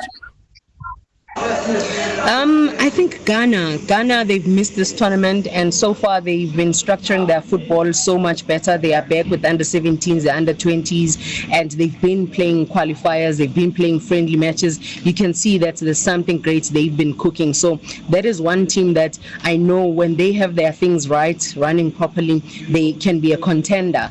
We are missing Cameroon, obviously, and Morocco, they showed us a glimpse to say that they're a team that doesn't give up as much. Zambia Zambia. It's same team that has the energy, has the aggression to run and play. But I wouldn't overlook any team, because we've seen how the COSAFA teams have come through as well. Botswana was impressive in the previous COSAFA WAFCON in Morocco, same country. Nigeria also is a team that everybody is not talking so much about. This is a team that has won this WAFCON 9 times. So you wouldn't look down on them, because they've got a younger squad that they've brought and they are just bringing the heat. So I wouldn't look down on any team. South Africa, of course, I'm looking at them and saying they're going to be doing this in style. You know, when there's a lot of doubting, sentiments that you hear all over to say South Africa is facing challenges and all of that. I know that team, when it's time for the tournament, they focus, they shape up, and they'll show you what they're made of. Before I let you go, how does it feel wearing that green and gold jersey, especially when it comes to this big tournament? When you sing that Guijo, it's because you're trying to calm your heart down, because it keeps pounding, behind that shirt. More than anything, you feel a sense of pride and joy and a lot of achievement, because you're looking at yourself and saying, out of more than 60 million South Africans, I'm one of them that is here draped in these colors. So I've got my family to represent, I've got my fans, I've got citizens of South Africa to represent, and more than anything, I've got myself to represent and account, put my best foot forward. So if you are not fully focused into it, you can feel the pressure, and in feeling the pressure, you make mistakes. But I know for a fact that once the fat lady sings and you start, the first tackle, the first pass you make, anything that you do first really sets the tone for you, and it's really an exciting moment, because you look at yourself and you're like, this is it. There's never a dull moment when talking football with Simphiwe Shoti-Dludlu, former South African under-17 women's national team coach, doubling up on a later stage as the assistant coach of Banyana Banyana and former captain of the national team. Final one from me. Any special message to the African fans to rally behind women's football on the African continent? Currently, Euro women's football is taking place concurrently with the WAFCON. That tells you that we're a team, we're a country, and I'm saying we're a team, meaning that we are Team Africa, that is showing the world that we are more than capable. In the last World Cup, we had 4 teams that all 4 of them went through to the round of, 3 of them out of 4 went into the round of 16. That tells you and shows you that how much talent we have in Africa. So you'll be really not a winner when you miss out on the action that is going to be showcased by each team that is here. 12 countries are here, and it's quality football, it's quality action, it's quality coaches that are going to be showing us what Africa is made of, because a lot of these players also ply their trade overseas, which means they're even in higher leagues in Europe and Mexico, all over the world. So that means that you'll really be missing out on a month of spectacular football that comes from African teams, East Africa, West Africa, South Africa, and North Africa, and Central Africa. So do yourself a favor. The hashtag of the tournament says #born winners. So you've got to be a winner. Don't be a loser and miss out on this action-packed tournament. #born winners. So which match will you be analyzing today? So I'm not analyzing any matches today. I'm at the stadium to familiarize myself. I actually am sitting in the commentary booth where we are doing the mic checks, testing and all of that, so that we are ready for tomorrow. If I could flip my screen, you would actually see, there we go. I'm at the stadium. That's where I'm at right now. A beautiful stadium indeed, and it goes to show the beautiful work the Moroccans have done in investing in football, and not just women's football, but football under general. And we encourage all African countries to not waste resources and take those resources and utilize them properly in developing not just football, but the rest of the sporting code. Simphiwe Shoti-Dludlu, thank you so much for talking to us on Africa at Play. All the best with the role you'll be taking on, analyzing football of women's football on the African continent and enjoying the Women's Africa Cup of Nations. Thank you so much.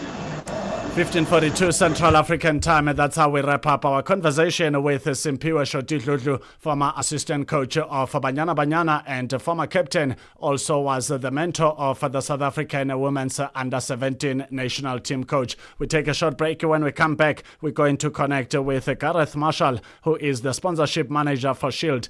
It is a brand that is supporting Banyana Banyana, and find out how important it is to be associated with the champions, but also giving support to sport, because a lot of times sport federations and sport teams and clubs are unable to perform to their best ability without this kind of assistance. This is Africa at Play, as Delil Siashaya. A leader is like a shepherd. He stays behind his flock, letting the most nimble go out ahead. Wrote Nelson Mandela in The Long Walk to Freedom. For anybody who changes his principles depending on whom he is dealing, that is not a man who can lead a nation. This Mandela Month, Channel Africa honors African thought leadership and innovation, inspired by his enduring legacy. Catch us on SABC Plus. Live every Saturday and Sunday from 2 to 5 p.m. Central African Time.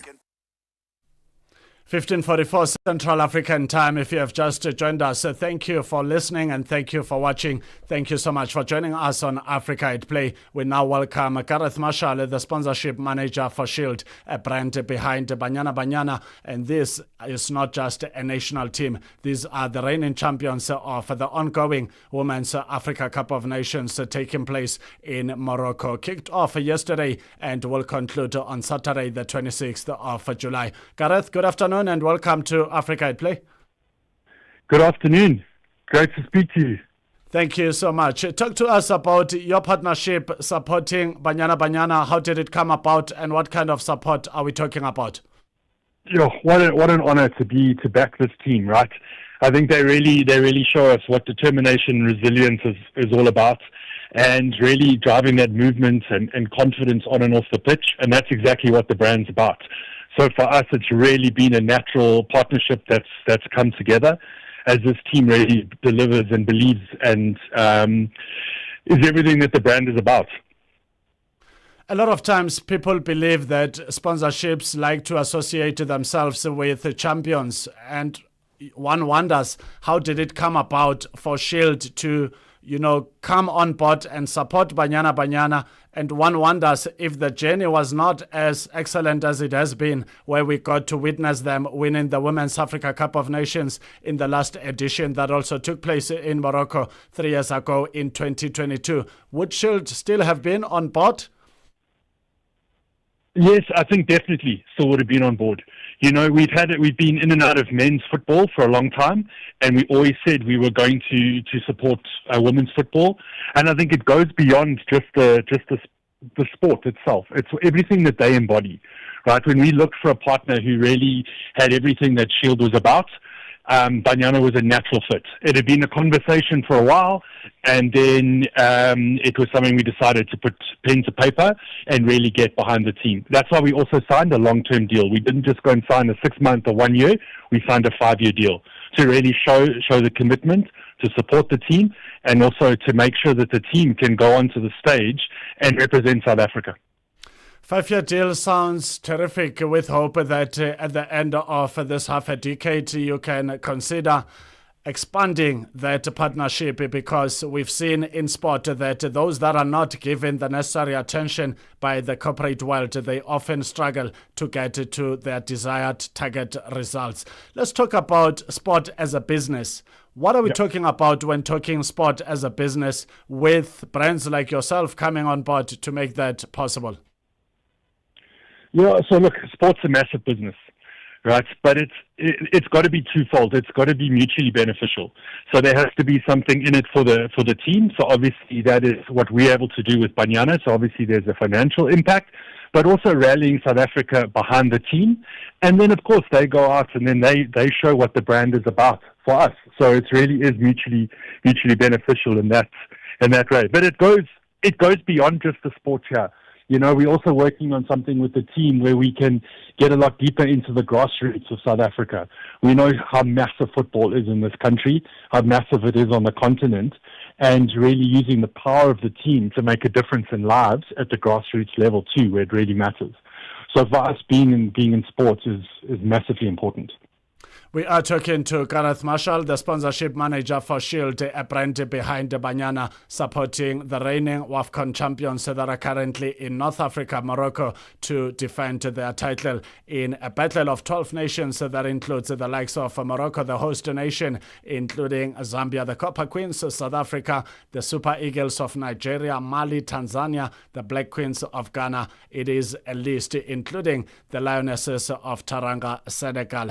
Gareth, as we wrap up this conversation, let's talk about some of the terms that are used when supporting a brand, like your ROI, return on investment. And this conversation is good to also educate those that might be left behind, that are still not where we are in terms of understanding these sponsorship deals. What are we talking about when talking return on investment, shortened for ROI?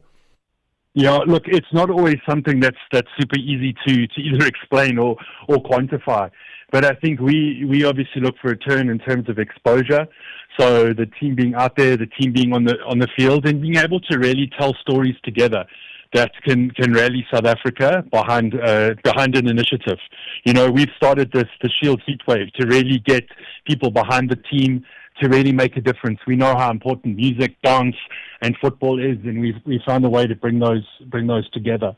In terms of return on investment, every company has a different way of measuring it. Is it a return on more sales? Is it return on exposure?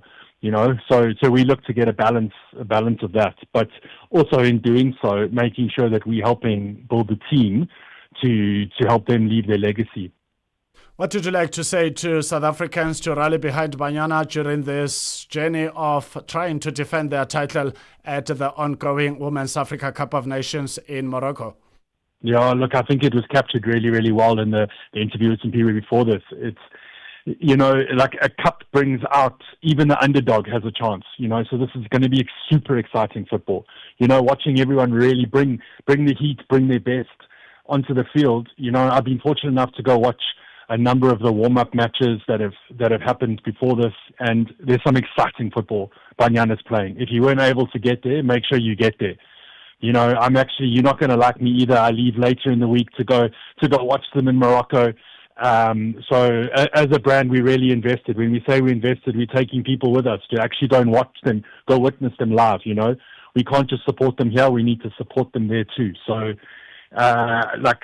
stay glued to your TV. Find a way to watch this wherever it's been shown. It's going to be an exciting month of football. Exciting indeed. 15:50 Central African Time. That's the voice of Gareth Marshall, the sponsorship manager for Shield, a brand supporting Banyana, the reigning champions of the African continent. It remains to be seen if they will defend their title come the 26th of July, which is the big day for the final of the Women's Africa Cup of Nations, Morocco 2024. Yes, Morocco 2024, because initially this tournament was supposed to take place last year, but was since moved or postponed to 2025 because of the clash with the football tournament of the Paris Olympics 2024. Gareth, thank you so much for talking to us on Africa at Play. All the best moving forward. Continue supporting sport in Africa. Will do. Thank you so much. 15:51 Central African Time. It is now time to go to Lusaka, Zambia, and connect with Namuchana, who is talking to the pundits about our topic of the day. Let's go to Lusaka for Namuchana to reintroduce the topic of the day, and you can share your thoughts with us via WhatsApp or voice note on the number +27 63 406 9126. Africa at Play. Astelele siyashaya. Sport can contribute to wealth generation through various avenues, including professional athletic careers, endorsements, and leveraging physical capital for entrepreneurial ventures. Athletes can earn substantial incomes through contracts and sponsorships, and they can further build wealth by strategically investing in businesses and developing personal brands. We are asking, how can African athletes maximize sport to make wealth for themselves? I have with me Richard Ngoma, General Secretary, Zambia Netball. Richard, thank you so much for having taken time to join us. We are looking at something that is very interesting. How can African athletes maximize sport to make wealth for themselves? Opportunities from raising resources, or not necessarily raising resources, but for athletes to earn resources and other. What needs is making sure that we have the right training from the lower levels, creating pathways for these athletes so that at the end of it all, once they get into professional programs or elite programs, they are well-trained athletes. We have seen a couple of athletes within Africa that have used their wealth to helping sustain or programs within their regions. You've seen what Mane has done in Senegal. We also have our own fashion sakala that is doing something in the eastern province of Zambia. What we just need to create also is education for administrators. Many a time, these athletes are the ones that bring the glory. But when it comes to paying out allowances, you have administrators getting more than the athletes. This needs to change for Africa. If we can change that, then we will know that whoever we are preparing, we're preparing them for elite level and wealth creation. Richard, thank you so much for having taken time to talk to us. Thank you. We also sat down with Wezi Mazunda, sports analyst. African players can maximize sport to make wealth for themselves by being professional, responsible, and accountable, knowing what they want, recognizing themselves as brands. If you're a brand, you're an ambassador. So how will you portray yourself out there will sell you off very well. So you are a star on the pitch. What good works are you doing? Good works will follow you. If you're supporting charities, you give good advice to young athletes, young players, you volunteer time to go and mentor young sportsmen and women. You go out there, you mentor them, you volunteer your time. It's difficult when you're a professional star and you have that time to work in whatever sporting code that you have. There's barely any time, but you need to manage your time, know how to work. I mean, there are holidays, there are times when the league goes on recess, maybe national team is not very active. Even whilst you're in the national team, initiate ideas to go and help out, give about your time, know vulnerable places, go and speak to the youth in your community, be someone who's responsible, but be visible. Tell yourself very well. When you speak, when journalists come to you to give you interviews, don't be rude, don't be harsh, be calm. As an athlete, you're one moving company because as an athlete, you're making money. So when that money comes, be responsible about it. Get people to help you. If you can't financially manage yourself very well, ask for help. If you're comfortable with working with your members of your family or community, any professional people, hire them to build you as a brand so that you grow into a company. That football, when that money comes in from whatever sport it is, squash, basketball, volleyball, rugby, when that money comes in, you obviously manage it very well and you create employment for others. That's one way of creating employment. But consider yourself as a company, as a star that you are. So if monies are coming in, have ways and plans to maximize on the money that you have. Invest, find out different investment platforms where you can put in your money so that your money can grow. Work with the government, I like to say work with the government. It's very good. Find out, sit down with them, have initiatives, set boundaries, say we can work like this and help others. Most importantly, never forget where you come from. Invest in the grassroots where you came from. That is where your blessing is. You tap into the blessing from there. Those who do not have, if it's equipment, secure some monies by the side, buy equipment, whatever they lack, go there. If it's the infrastructure that is not okay, go. How best can you work to partner with some people to work well with them? Then you go like that because you'll be a nice person. People like to work with nice people. Be honest, be good, be a visionary. Make sure what you do is inspiring another person to do even better than yourself, being like you. Work with other people, not working in isolation. Athletes need to work with others, partner together. I mean, imagine a national team where you have all these players, all these athletes working together. You are 10 of you. Form cooperatives. Do big things. Do things together. Don't work in isolation. So this one may have a business in this. Apart from you playing your sport, you have probably a business in clothing or something, shoes. So you work together. come up with ventures so that you as a person comes out as that good brand. And trust me, most sponsors want to buy into your vision. And when you're attracting sponsors to yourself, be a person who's going to help them build their brand as well. You work together you both win. They make their money as your sponsors, you make your money as well. And again, most importantly, again,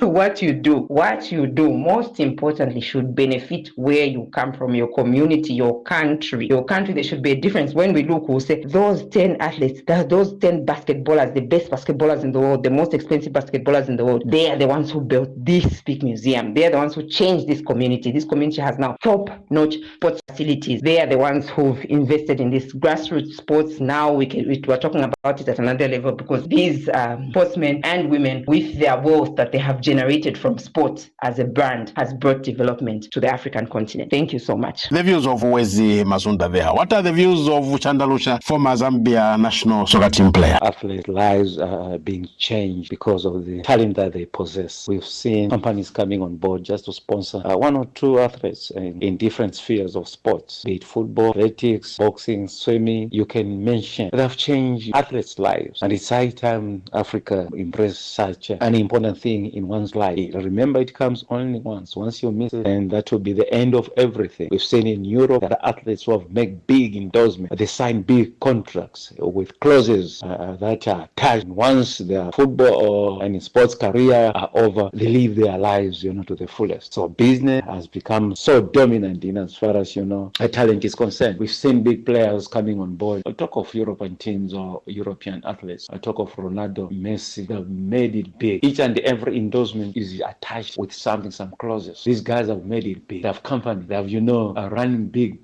business. Through, these endorsements, why can't Africa, rise to the occasion and start, following the footsteps of these people? We are the same people. Or rather, the bottom line, working very hard. If you are disciplined enough, you work extra hard, commitment, you are passionate about it, the sky is no longer the limit. You easily make it as an athlete. Players even here in Africa, athletes make it big. So it's all about the talent that indeed, which is in you. Why can't you use it properly? Why can't you maximize it? Remember, each and every day we are growing, while we still have the energy. Why can't we do the very best and acquire that which is supposed to be acquired? After everything, or rather the curtains are closed, you are able to continue with your life. So it's high time African athletes, rise to the occasion, work extra hard. Let them have managers, right people who will be guiding them through and through. Because we've seen, athletes rising to the occasions, but because of the wrong things that they do along the path, they literally fail to make it big. So let them have, right people in good positions. Let them have people who will be speaking on their behalf. Let them have people who will be able, to source for big sponsorship. So it is quite simple if you just commit yourself. It's all about committing. Africa, we've got so much,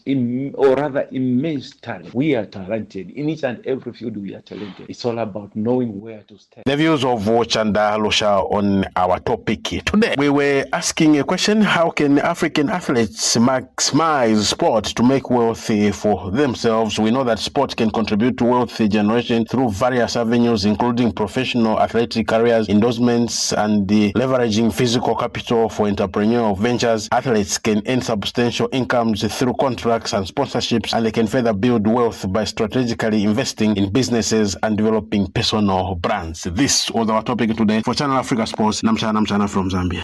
Weekends just got better. Only on Channel Africa.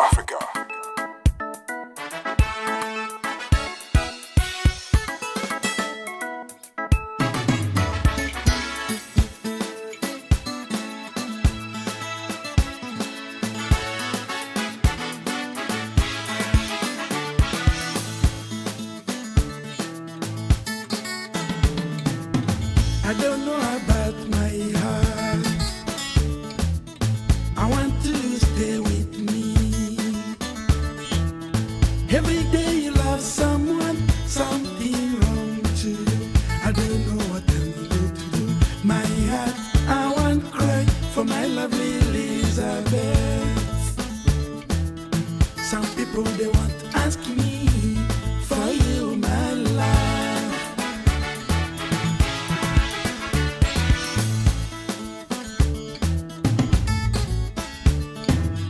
I'm crazy about that love. I believe you on the phone. Many Every day you run from me. I don't know what I'm going to do. My head, I want to cry for my sweet Elizabeth.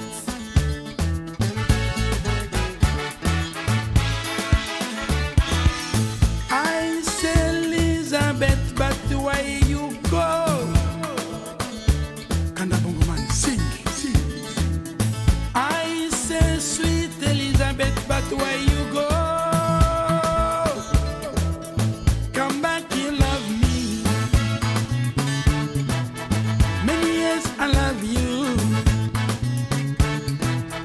Many years you love me.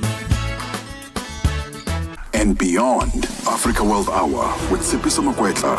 And we close it up with some love. The Hotlines with Shailen Dikumana, 10 till 12 p.m. on Channel Africa. Across borders, across time zones, on air, online. This is Channel Africa. Africa has a voice, and that voice is Channel Africa. It keeps you in motion, speaking, singing, questioning, rising. Wake up with Rise and Shine 6 till 9. Peter and Asanda as they bring you breaking news, sharp analysis, and the voices that shape the day. At mid-morning, we get on the move with Palisa and Benjamin, digging into the African lifestyle, people, and the things that make Africa smile. 12 till 1, Africa Update with Lulu Kabu, getting in-depth, powerful stories, and the perspective you won't hear anywhere else. The Upside, 1 till 4, live and real, with Tepuho Likweleni and Nompumelelo Ngubeni. Tame Ngubeni talks money, Africa in business, 4 till 5 p.m. 5 till 6, we put on a little bit more color. Vue d'Afrique with Joël Moteba. We go to East and Central Africa and find Darubinia Africa with I Am Shakif. Madapiri gives us some life. Zochitika, 7 till 8 p.m. Maria Mokumalo comes in 8 till 9. We get some useful knowledge. Kalodiscopia. 9 till 10. We take a look in Africa and beyond. Africa World Hour with Sipiso Makwetla. And we close it up with some love. The Hotlines with Shailen Dikumana. 10 till 12 p.m. on Channel Africa. Across borders, across time zones, on air, online. This is Channel Africa. Africa has a voice, and that voice is Channel Africa. It keeps you in motion, speaking, singing, questioning, rising. Wake up with Rise and Shine 6 till 9. Peter and Asanda as they bring you breaking news, sharp analysis, and the voices that shape the day. At mid-morning, we get on the move with Palisa and Benjamin, digging into the African lifestyle, people, and the things that make Africa smile. 12 till 1, Africa Update with Lulu Kabu, getting in-depth, powerful stories, and the perspective you won't hear anywhere else. The Upside, 1 till 4, live and real, with Tepuho Likweleni and Nompumelelo Ngubeni. Tame Ngubeni talks money, Africa in business, 4 till 5 p.m. 5 till 6, we put on a little bit more color. Vue d'Afrique with Joël Moteba. We go to East and Central Africa and find Darubinia Africa with I Am Shakif. Madapiri gives us some life. Zochitika, 7 till 8 p.m. Maria Mokumalo comes in 8 till 9. We get some useful knowledge. Kalodiscopia. 9 till 10, we take a look in Africa and beyond. Africa World Hour with Sipiso Makwetla. And we close it up with some love. The Hotlines with Shailen Dikumana. 10 till 12 p.m. on Channel Africa. Across borders, across time zones, on air, online. This is Channel Africa. Africa has a voice, and that voice is Channel Africa. It keeps you in motion, speaking, singing, questioning, rising. Wake up with Rise and Shine 6 till 9. Peter and Asanda as they bring you breaking news, sharp analysis, and the voices that shape the day. At mid-morning, we get on the move with Palisa and Benjamin, digging into the African lifestyle, people, and the things that make Africa smile. 12 till 1, Africa Update with Lulu Kabu. Getting in-depth, powerful stories, and the perspective you won't hear anywhere else. The Upside, 1 till 4, live and real, with Tepuho Likweleni and Nompumelelo Ngubeni. Tame Ngubeni talks money, Africa in business, 4 till 5 p.m. 5 till 6, we put on a little bit more color. Vue d'Afrique with Joël Moteba. We go to East and Central Africa and find Darubinia Africa with I Am Shakif. Madapiri gives us some life. Zochitika, 7 till 8 p.m. Maria Mokumalo comes in 8 till 9. We get some useful knowledge. Kalodiscopia. 9 till 10. We take a look in Africa and beyond. Africa World Hour with Sipiso Makwetla. And we close it up with some love. The Hotlines with Shailen Dikumana. 10 till 12 p.m. on Channel Africa. Across borders, across time zones. On air, online. This is Channel Africa. Africa has a voice, and that voice is Channel Africa. It keeps you in motion, speaking, singing, questioning, rising. Wake up with Rise and Shine, 6 till 9. Peter and Asanda, as they bring you breaking news, sharp analysis, and the voices that shape the day. At mid-morning, we get on the move with Palisa and Benjamin, digging into the African lifestyle, people, and the things that make Africa smile. 12 till 1, Africa Update with Lulu Kabu. Getting in-depth, powerful stories, and the perspective you won't hear anywhere else. The Upside, 1 till 4, live and real, with Tepuho Likweleni and Nompumelelo Ngubeni. Tame Ngubeni talks money, Africa in business, 4 till 5 p.m. 5 till 6, we put on a little bit more color. Vue d'Afrique with Joël Moteba. We go to East and Central Africa and find Darubinia Africa with I Am Shakif. Madapiri gives us some life. Zochitika, 7 till 8 p.m. Maria Mokumalo comes in 8 till 9.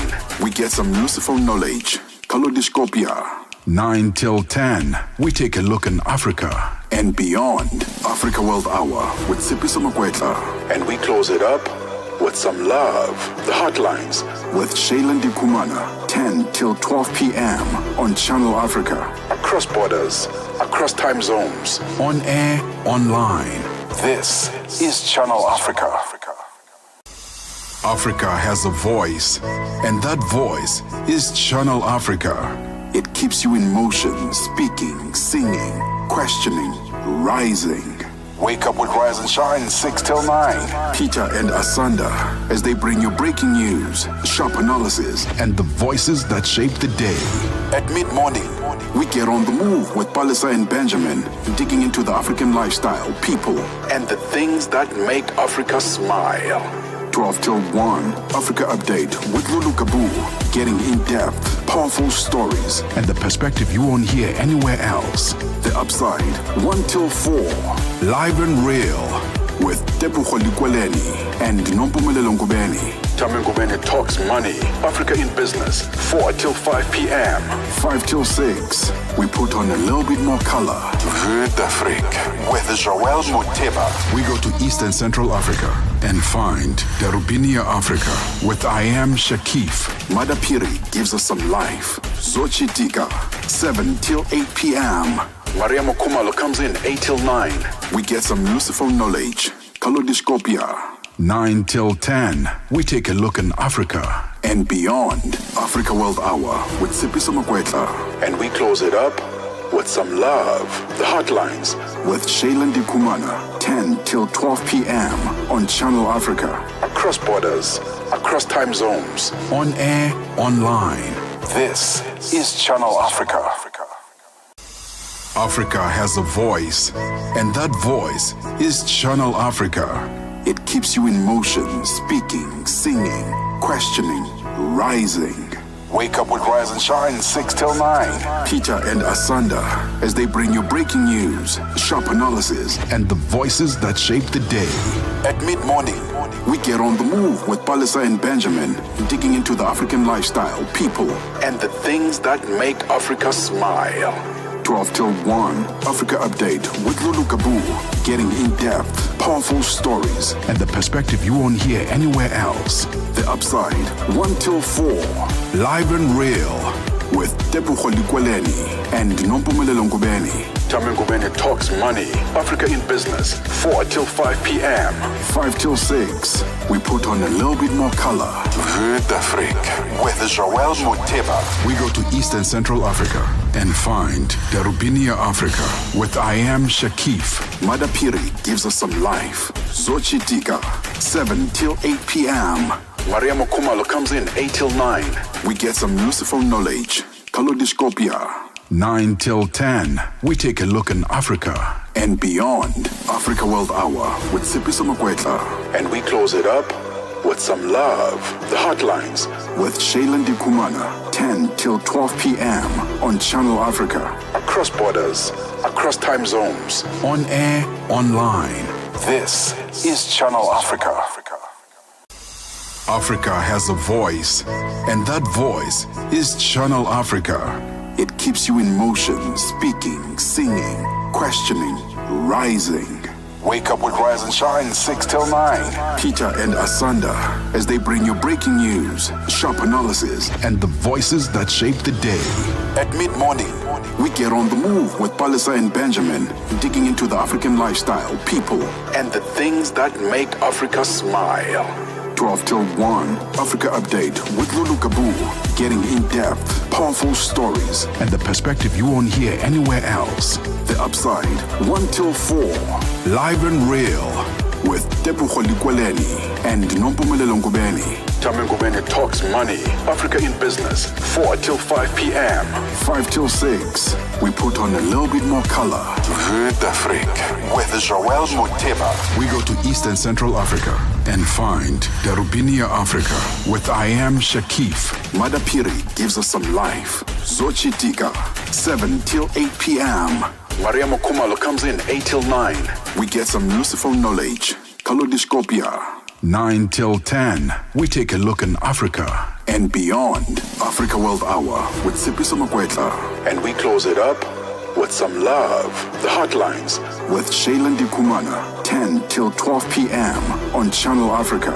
Across borders, across time zones. On air, online. This is Channel Africa.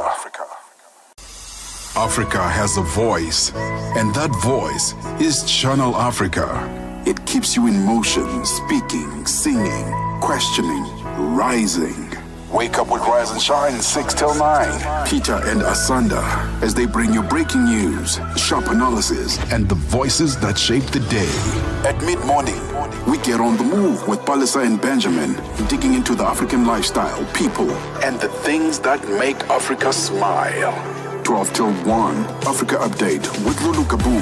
Getting in-depth, powerful stories, and the perspective you won't hear anywhere else. The Upside, 1 till 4, live and real with Tebucho Likweleni and Nompumelelo Ngubeni. Tame Ngubeni talks money, Africa in business, 4 till 5 p.m. 5 till 6, we put on a little bit more color. Vue d'Afrique with Joël Moteba. We go to Eastern Central Africa and find Darubinia Africa with I Am Shakif. Madapiri gives us some life. Zochitika, 7 till 8 p.m. Maria Mokumalo comes in 8 till 9. We get some useful knowledge. Kalodiscopia. 9 till 10, we take a look in Africa and beyond. Africa World Hour with Sipiso Makwetla. And we close it up with some love. The Hotlines with Shailen Dikumana. 10 till 12 p.m. on Channel Africa. Across borders, across time zones. On air, online. This is Channel Africa. Africa has a voice, and that voice is Channel Africa. It keeps you in motion, speaking, singing, questioning, rising. Wake up with Rise and Shine 6 till 9. Peter and Asanda as they bring you breaking news, sharp analysis, and the voices that shape the day. At mid-morning, we get on the move with Palisa and Benjamin, digging into the African lifestyle, people, and the things that make Africa smile. 12 till 1, Africa Update with Lulu Kabu. Getting in-depth, powerful stories, and the perspective you won't hear anywhere else. The Upside, 1 till 4, live and real with Tepu Kholikweleni. Douala in Cameroon. And before that, we played you My Love Elizabeth by Kanda Bongomene from the Democratic Republic of the Congo in Central Africa. If you have just joined us, thank you for choosing Africa's number one. We are live on DSTV Audio Bouquet channel 802 or OpenView 628 if you are here in South Africa. Alternatively, you can access us from anywhere you are on channelafrica.co.za, also available on SABC+. Please do get in touch with us on our different social media platforms. On Instagram and X is at Channel Africa 1, and on Facebook, the name of our station, Channel Africa. If you have missed out on any of our conversations on Africa at Play, do make time to visit our Channel Africa website. Click on Programs and search for Africa at Play. At the bottom right screen of Africa at Play, you can click on More to access those conversations. Let's now welcome Namuchana, our correspondent based in Lusaka, Zambia, a man who's not very happy about the outcome of the match that opened the curtain at the Women's Africa Cup of Nations in Morocco, the match that took place between the host nation, Morocco, the Atlas Lionesses, up against the Copper Queens of Zambia, a match that ended 2-2, which Zambia looked to have under control, but the last 10 minutes suggested otherwise. Namuchana, good afternoon and welcome to Africa at Play. Good afternoon, Neto, and good afternoon to all our listeners. And indeed, a sad day for Zambia, and everybody is extremely disappointed. But first of all, I would like to congratulate you for playing one of my favorite songs from the Democratic Republic of the Congo, and that beautiful song from West Africa, Your Border. Indeed, I'm hoping these two songs will soften your heart, because I know it's bleeding, because you, like everyone else, I was watching that match, even how Morocco scored that penalty. Yes, it was a well-taken penalty, but just how the goals were scored also shows you that Zambia was all over Morocco, but the last 10 minutes it didn't suggest so. And the goalkeeper leaving her position during crucial times of the game. That's when I thought, Coach Nora Hoptlel and her technical team were supposed to shout, keep to your position, because these are crucial moments. Anything is possible when a ball is directed to the roof of the goalpost. Very little you can do when you are not in position. How are the Zambians feeling this afternoon? Very disappointed, Neto. I can tell you everybody is feeling super disappointed here. Everybody's complaining. You are aware, Neto, that the Copper Queens, they've always dominated Morocco at whatever stage. We have played them in the Olympic qualifiers, we've played them in WAFCON, we've played them almost in each and every tournament, including the World Cup qualifiers. And the Copper Queens, they always come out top. And to see them just give away that game in such a manner, it was extremely unfortunate. And actually, look, much as we might blame the goalkeeper, or we would want to blame the Zambian goalkeeper, this is Ngambo Musole. I think somehow I'm heaping the blame on Nora and her entire technical bench. Like you rightly put it there, what they should have done is to give out strict instructions to all the players to say, look, we have got only 10 minutes. Can we pack the bus? At least introduce even 2 or 3 defenders, or 2 defenders and 1 holding midfielder. But what did we see? Nora, in her own wisdom, she decided to introduce strikers 10 minutes before full time, and there was absolutely no need for her to have done that. But anyway, such is football. Us who just keep on watching it, we see where the problems are. But those who are charged with the responsibility to coach, at times they fail to see. I can't blame the players as per se. I think Nora should be able to come out clean and take the blame. I was listening to a post post-match interview after the match, where she said we've been punished for not taking our chances. We had a lot of chances in the first half. We couldn't score. We couldn't utilize our chances. And Morocco came out in the second half, and especially in the last 10 minutes, they came and punished us. It all goes back to tactics, okay? And I've always said this, Neto. From the time that Nora came to Zambia to coach the Copper Queens, I haven't been convinced. I haven't believed in her tactics. And I feel Bruce Mwape was far much better. He's the guy who has built this team. So to watch the Copper Queens play such kind of football at WAFCON, this is the team that we have a cream of the cream. Okay, this is the team that was built by Bruce Mwape, and to see it play such kind of football where they're even able to collapse just within 10 minutes before time, it is extremely unfortunate. I only hope they're going to bounce back, Neto, in the second match. But if they fail to win their second game or they draw the second game, it means the chances of them coming out of their group will be very slim, Neto.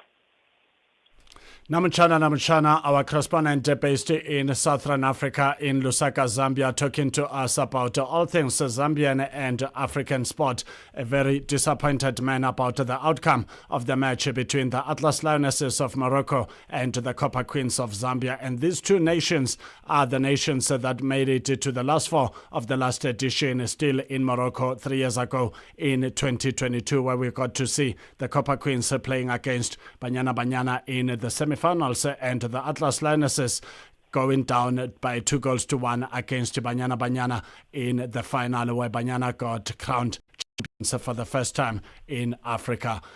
So Namuchana, let's talk about the under-20 COSAFA. What do you have in mind? Yeah, I think the under-20 women national soccer team, they are doing wonders, and the only thing that I can tell you, Neto, is that the Football Association of Zambia, indeed, the new administration, they have picked from where Andrew Kamanga has left. They are doing everything possible to make sure that women football it keeps on growing in Zambia. You are aware that it is still new here. It is not something that is old, or we can say it has always been there, because 10 years ago, Neto, we didn't have women's soccer to talk about.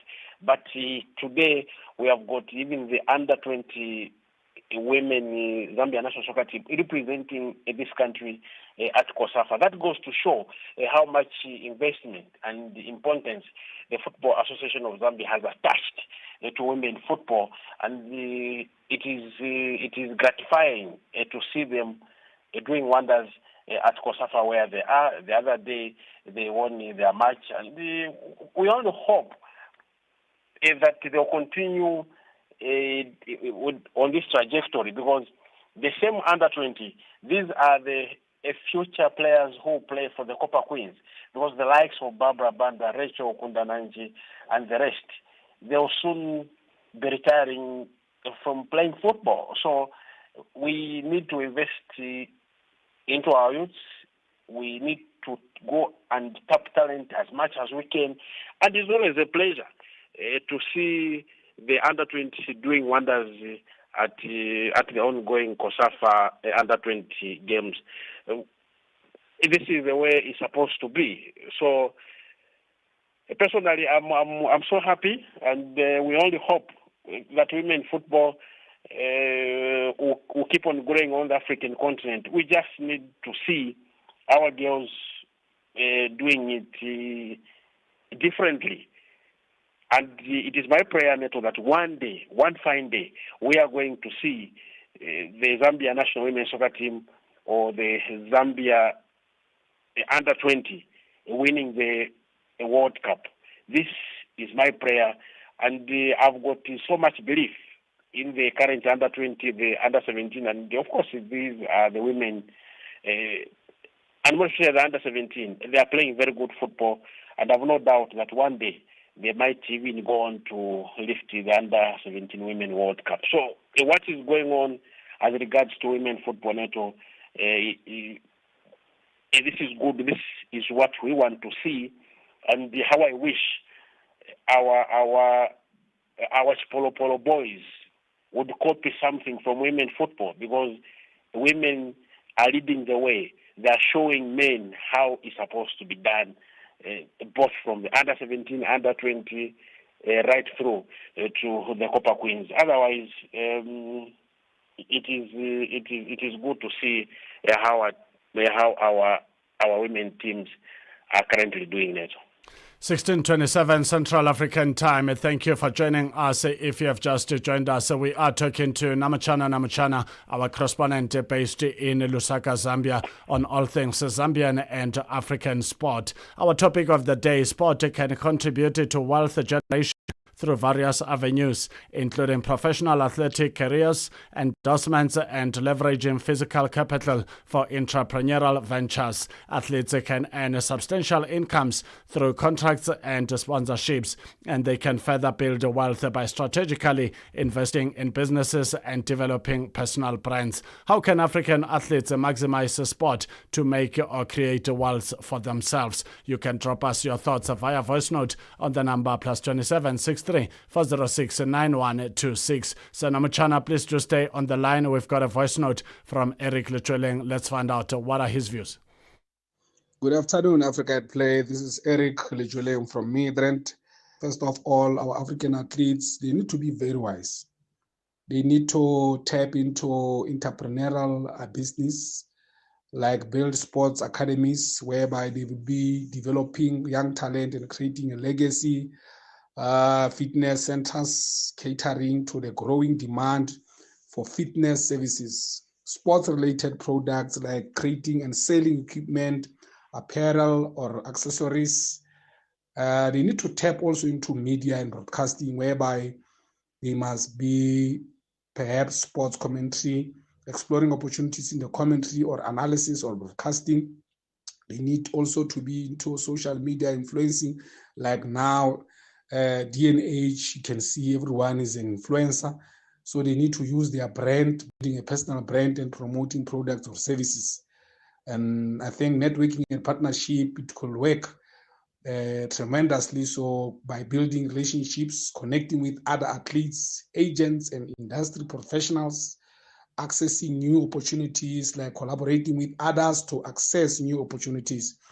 And I think to wrap it up, they think they must also have these transferable skills, like developing skills like coaching, mentoring, or sports management, career transition, planning for life after sports by exploring new career opportunities or starting a business.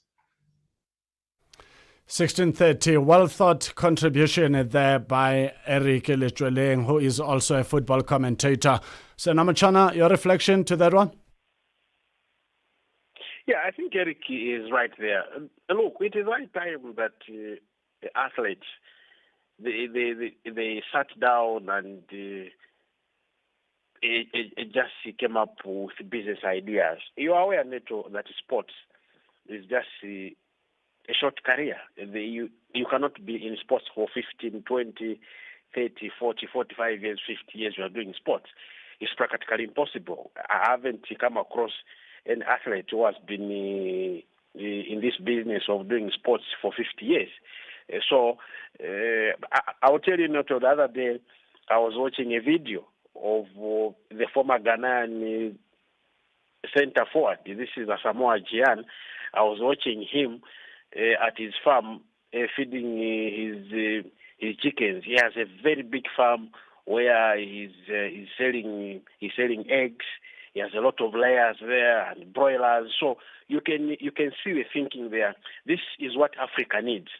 It is high time, like Eric was saying, they need to think outside the box, because let them utilize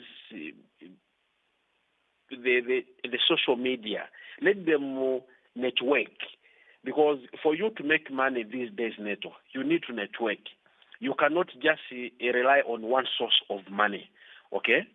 Like our colleagues who are into sports, today is okay, the following day is injured. Then what happens next?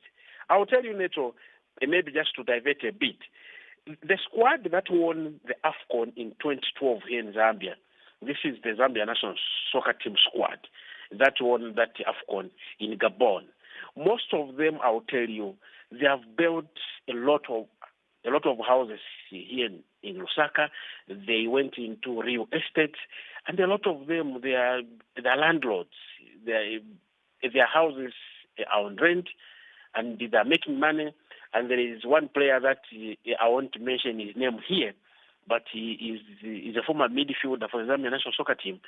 That guy, he has got over 20 houses just right here in Lusaka. Can you see the business mindset? He had it in mind to say, look, one day I'm going to retire. What of if I get injured today? How am I going to feed my family? So we need our athletes to think outside the box, to come out of their comfort zones, to make sure that they make money for themselves, and they, above all, contribute something to society. Can you imagine if we have an athlete today? Okay, Mr. Neto Chemane was a basketball star. Then he has retired. Then Mr. Neto is gone into boutiques. Maybe he's selling a lot of clothes, suits, and you have got over 20 shops. And in these shops, you are not going to run them yourself. You are going to employ people. So it is not just coming up with business. It is all about empowering communities where they're coming from and contributing to the GDP of our countries. Otherwise, we need to encourage our athletes to say, look, there is life after sports. You cannot get all your thoughts, all your energies, and hit them into sports. What of if from nowhere your career is cut short? You start roaming the streets and start begging for help from other people. So this is a very good topic, Neto, that we can spend the whole day looking at the pros and the cons of it. Otherwise, those who have got foresight and vision, they're already doing wonders out there. And I can tell you, Neto, I was so happy and I was thrilled to see Asamoah Gyan, the former Ghanaian player, is going into agriculture full time. And to me, this is what Africa needs. We need to have our former athletes and those who are still into sports to do something for their own countries. Let them contribute to the employment, let them contribute to the GDPs, and let them just contribute to society where they're coming from. This is how Africa is going to develop, Neto.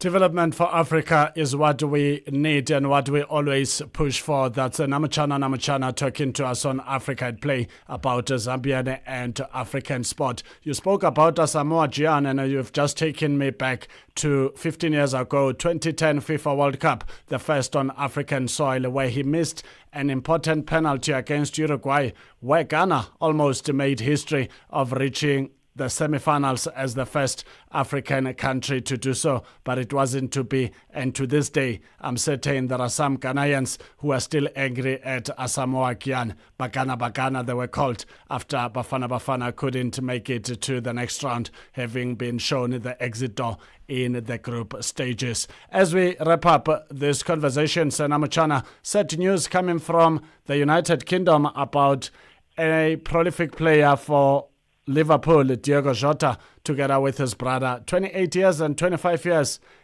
Even if you put the two ages together, it only takes you to 53. Still very young. And they are no more because of a reported car crash moving in a Lamborghini, one of the fastest cars out there. And one wishes soccer players who can afford this kind of machines can take it easy on the road, because we always want to make it to tomorrow and not end our lives in that fashion. Your reaction? Yeah, a very sad state of affairs, Neto, there. I was so devastated, actually, when I received that news that Diego Jota was no more. He died from an RITA, that is road traffic accident. Like you rightly put it there, I think these are the people who entertain us. We love watching them. They bring joy to our hearts when we are glued to our television sets. And Diego Jota, he was one of those players when he was playing for Liverpool. He was a menace to defenders. And I really enjoyed watching him. And it's extremely sad that he had to die in such a manner.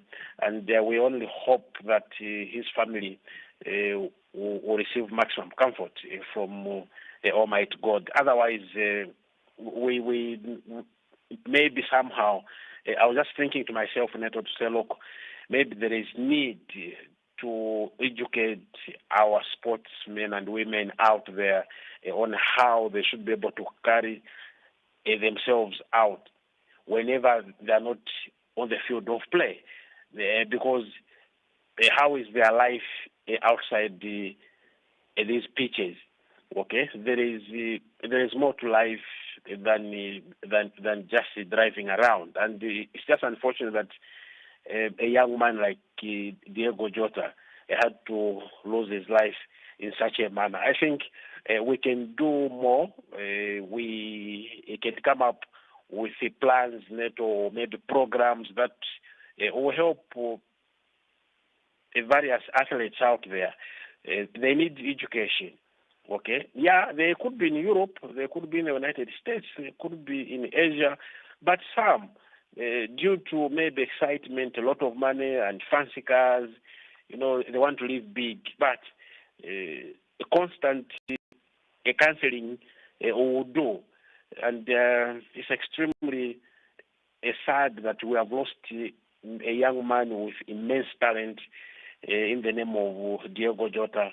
It is so sad. It was a sad day for football, and going forward, we only hope that maybe our superstars, those who have been left behind, they will learn one or two things about a life. Otherwise, this is the young man who shouldn't have died in such a manner. It is extremely unfortunate.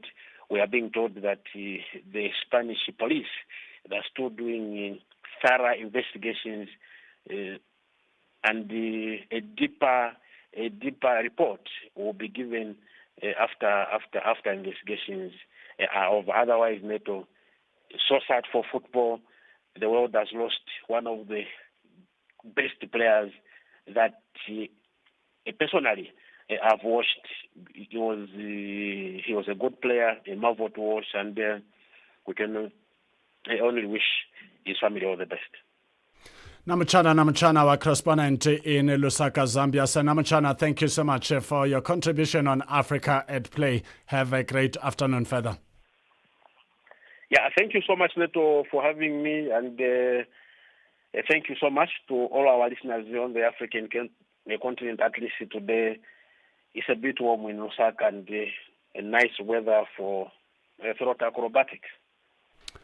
16:40 Central African Time. Fortunate ones are going for throat acrobatics this afternoon, but we are here making what we love the most, broadcasting to the world about African sport. There's one more voice note from Tsepang Lisiba from Kagiso on our topic of the day, and after that we will take a short break as we welcome Annika Launch.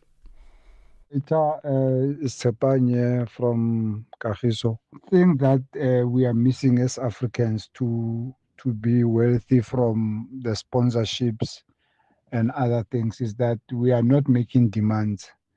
The capitalists are the ones that are making us offers.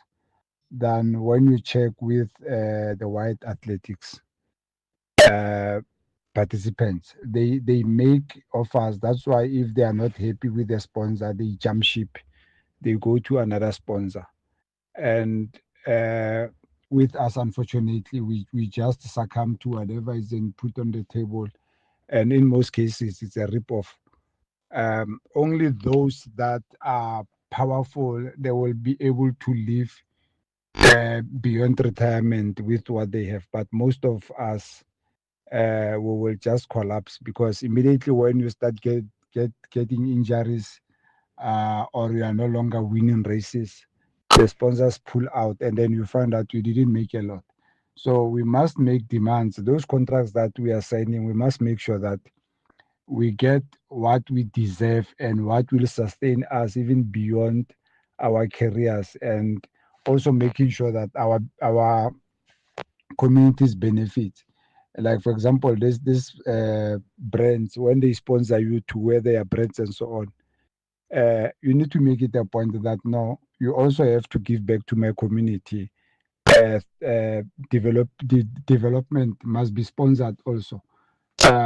Without that, we are still gonna be getting crumbs, and the white athletes get the big chunk of the sponsorship. Thank you. 16:42 Central African Time. Those are the thoughts of Tshepane Lesiba, who is a very disciplined athlete who runs a marathon every time, making certain that he keeps fit and he keeps healthy, sharing his thoughts on our topic of the day. When Africa at Play says goodbye, there's always an awesome voice coming your way. Anika Longe coming up with a Mix Vibration. Bonjour. Bonjour Neto, alors bonjour à tous les auditeurs de Channel Africa, tous ceux qui aiment Mix Vibration. On se retrouve dans à peu près 18 minutes, n'est-ce pas, pour votre émission préférée des musiques et des détentes.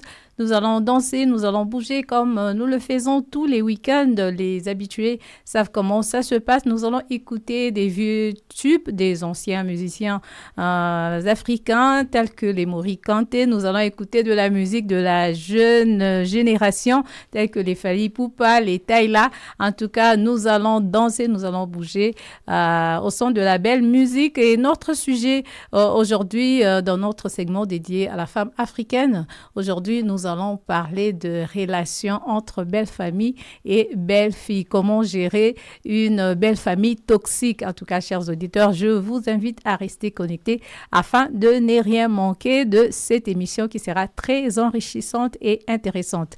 Merci beaucoup, Neto. Merci beaucoup. You can tell with the beautiful smile on Anika Longe's face that it's going down on Mix Vibration. To stay tuned to Channel Africa. It is special indeed. We go into the history books as one of the greatest because in my existence, I've never heard of a radio station that broadcasts in 5 top languages: English, Chinyanja, Kiswahili, Portuguese, and French. But we do it here on Channel Africa. Africa at Play, as Delil Siashaya. We are back after the short break with sports news. Africa, voici Abedi. Oui, c'est moi. Abedi est un passionné de musique dans l'âme. Il a un goût pour toutes sortes de musique et passe ses journées à écouter Channel Africa. J'aime beaucoup la musique africaine. OK. Devinez quoi? Channel Africa veut aider Abedi et les mélomanes du monde entier à découvrir encore plus de musique incroyable. C'est pourquoi Channel Africa appelle les artistes africains à soumettre leur musique. Chers artistes, n'oubliez pas de nous fournir toutes vos informations pertinentes à l'email adresse musique@channelafrica.co.za. Les soumissions sont votre chance d'être entendues, mais elles ne garantissent pas une playlist. Toutes les soumissions seront soigneusement examinées pour voir si elles répondent aux exigences de notre station. Channel Africa, la perspective africaine. Live every Saturday and Sunday from 2 to 5 p.m. Central African Time. 16:45 Central African Time, just under 15 minutes before we say goodbye. Thank you if you have just joined us. Do stay tuned to Channel Africa because there's all exciting things. Mix Vibration coming up just after Africa at Play. It's time for sports news. Starting off with tennis news. American 5th seed Taylor Fritz had little trouble in reaching his 3rd Wimbledon quarterfinal after his Australian opponent Jordan Thompson retired with a thigh injury at 6-1, 3-0 down in their 4th round meeting. Thompson, who came to the All England club with a back issue, called for medical timeout midway through the second set due to an apparent right thigh problem, and after 3 more points decided to call it a day. Fritz raced through the first set, hardly breaking a sweat against his exhausted opponent, who had played 5 set matches in the first and second rounds and 4 sets in the previous round. As the rain began hammering down on the court one roof, so Fritz began raining down his serve, clinching his first set off the back of 3 aces. The American ace king is at Wimbledon so far with 71-14 ahead of the next best Chilean Nicolas Jerry. In athletics news, SASCOC President Barry Hendricks has told SABC Sport that the investigation into suspended Netball South Africa NSA President Cecilia Molokwane is nearing its conclusion. According to Hendricks, World Netball had requested 7 weeks to complete its investigation and only 2 weeks remain before the findings are handed over to the National Olympic Body. He assured the public that the full details of the matter would be revealed once the report is received. Hendricks also confirmed that SASCOC will conduct its own review after receiving the final report from World Netball. We've been informed via correspondence that this process should take around 7 weeks from then. So it's about to be wrapping up, I think, in the next 2 weeks. So after the investigation, and rightfully so, the investigation must not be compromised because it relies on witnesses that give evidence, including the president of Netball South Africa. The process must unfold properly and be untarnished to have any credibility towards the end. So I've advised the minister, I've advised the portfolio committee chair to allow the process to unfold. And then once that is done, and to have confidence in World Netball, and once it's done, then we can do some inspection as to the process that they followed. Hendricks, who was re-elected unopposed for a second term in November last year, has called for patience as the process unfolds. Having previously faced suspension by SASCOC himself, he understands the frustration and uncertainty that comes with waiting for a final verdict. Hendricks emphasized the importance of allowing sport to continue while the matter is being resolved. Okay, well, let's take the one statement first. Even with Athletics South Africa, even though we have this one issue about the credit card usage, the sport must still go ahead. Athletes cannot be compromised in any manner. Competitions must go ahead, like the Comrades Marathon. Everything must happen. The same with netball. World Netball informed us about a process that they're following in terms of their disciplinary process, according to the rules and regulations of World Netball.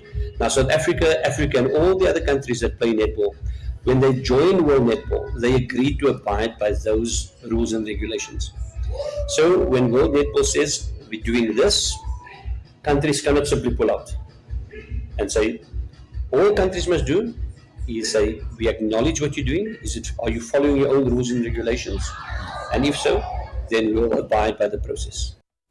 The former Gauteng Sports Confederation president told SABC Sport that the sport is operating as normal. He confirmed his attendance at the Telkom Netball League in Sun City in South Africa's Northwest Province and said he also plans to be at the finals in Durban later this month.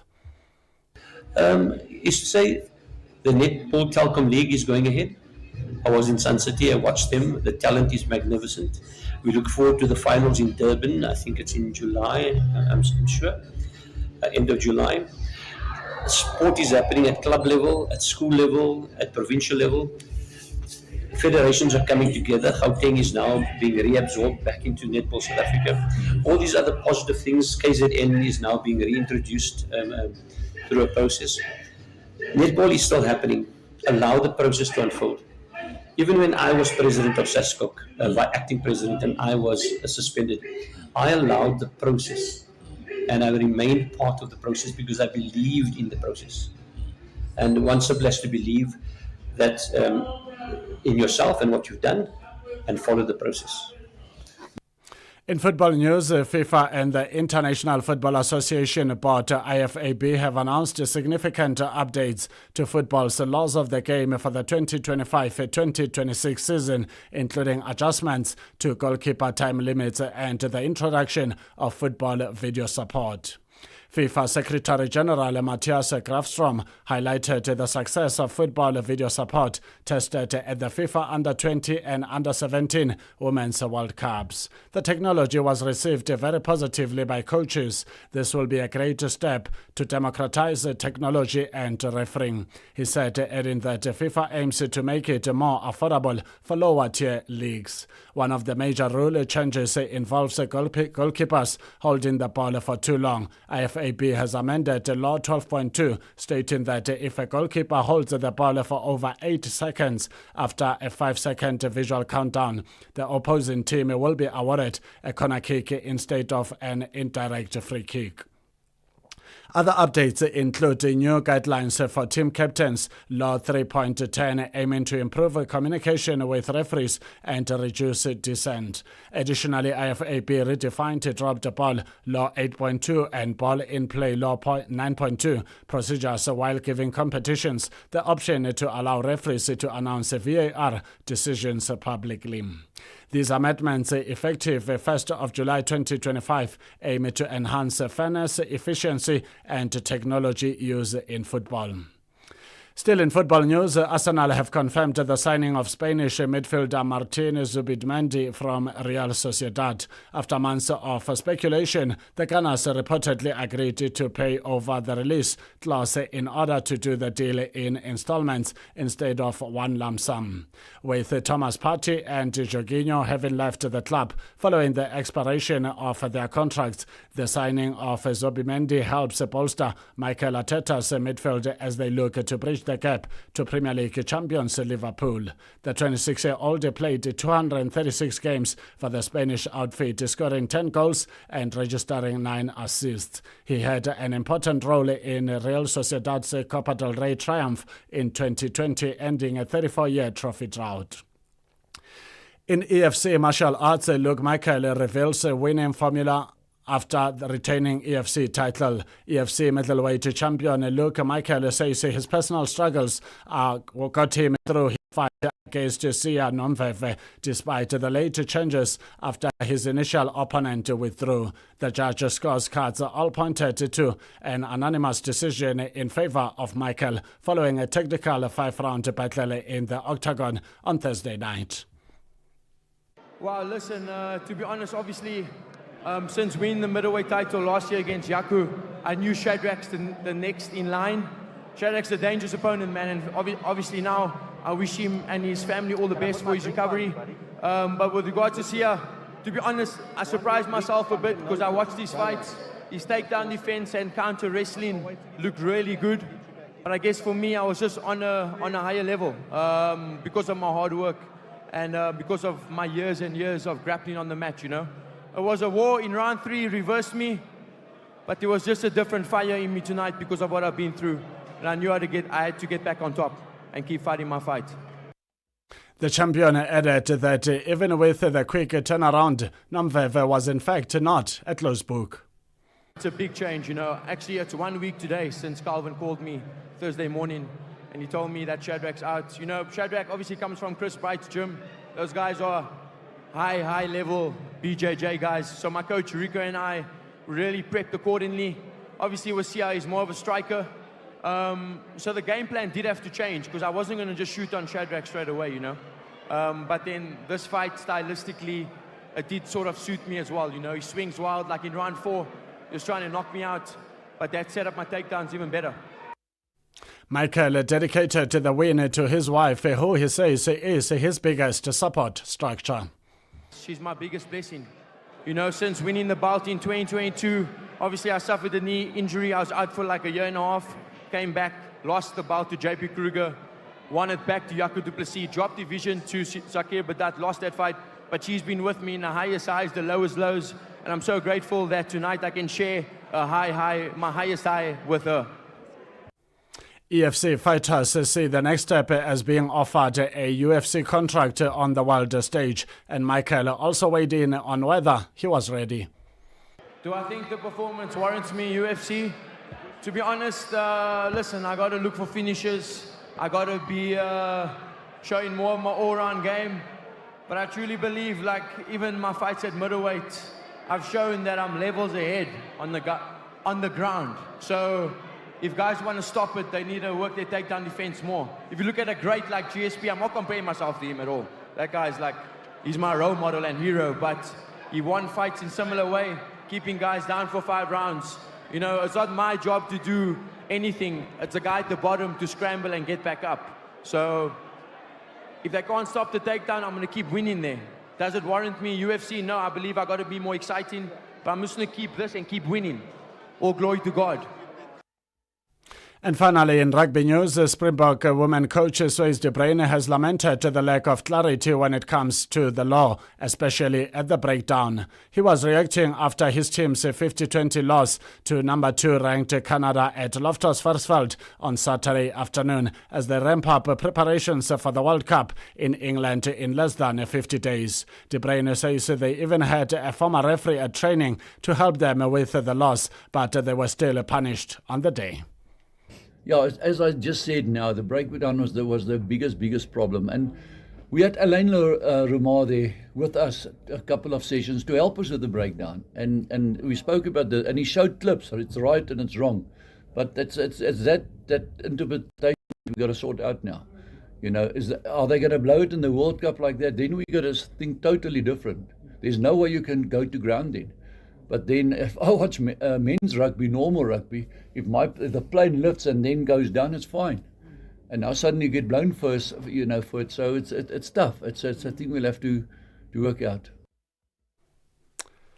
16:57 Central African Time. It is that moment of the afternoon where we have no choice but to salute and to say goodbye. Worry not, we will be back again next week, Saturday and Sunday from 2 to 5 p.m. Central African Time. My name is Neto Chemane. Hosiati konyangazi mumkhatshwa phandle kunjani moyani vogo tendele. A big thank you to our technical operator Francis FM Masina, my producer Andisiwe Fakimalu Zobona Mali, and our audiovisual streaming team, Jabu Myakeni and Kiarabetsu Maja, together with the special lady, our social media guru, Dumis Lema.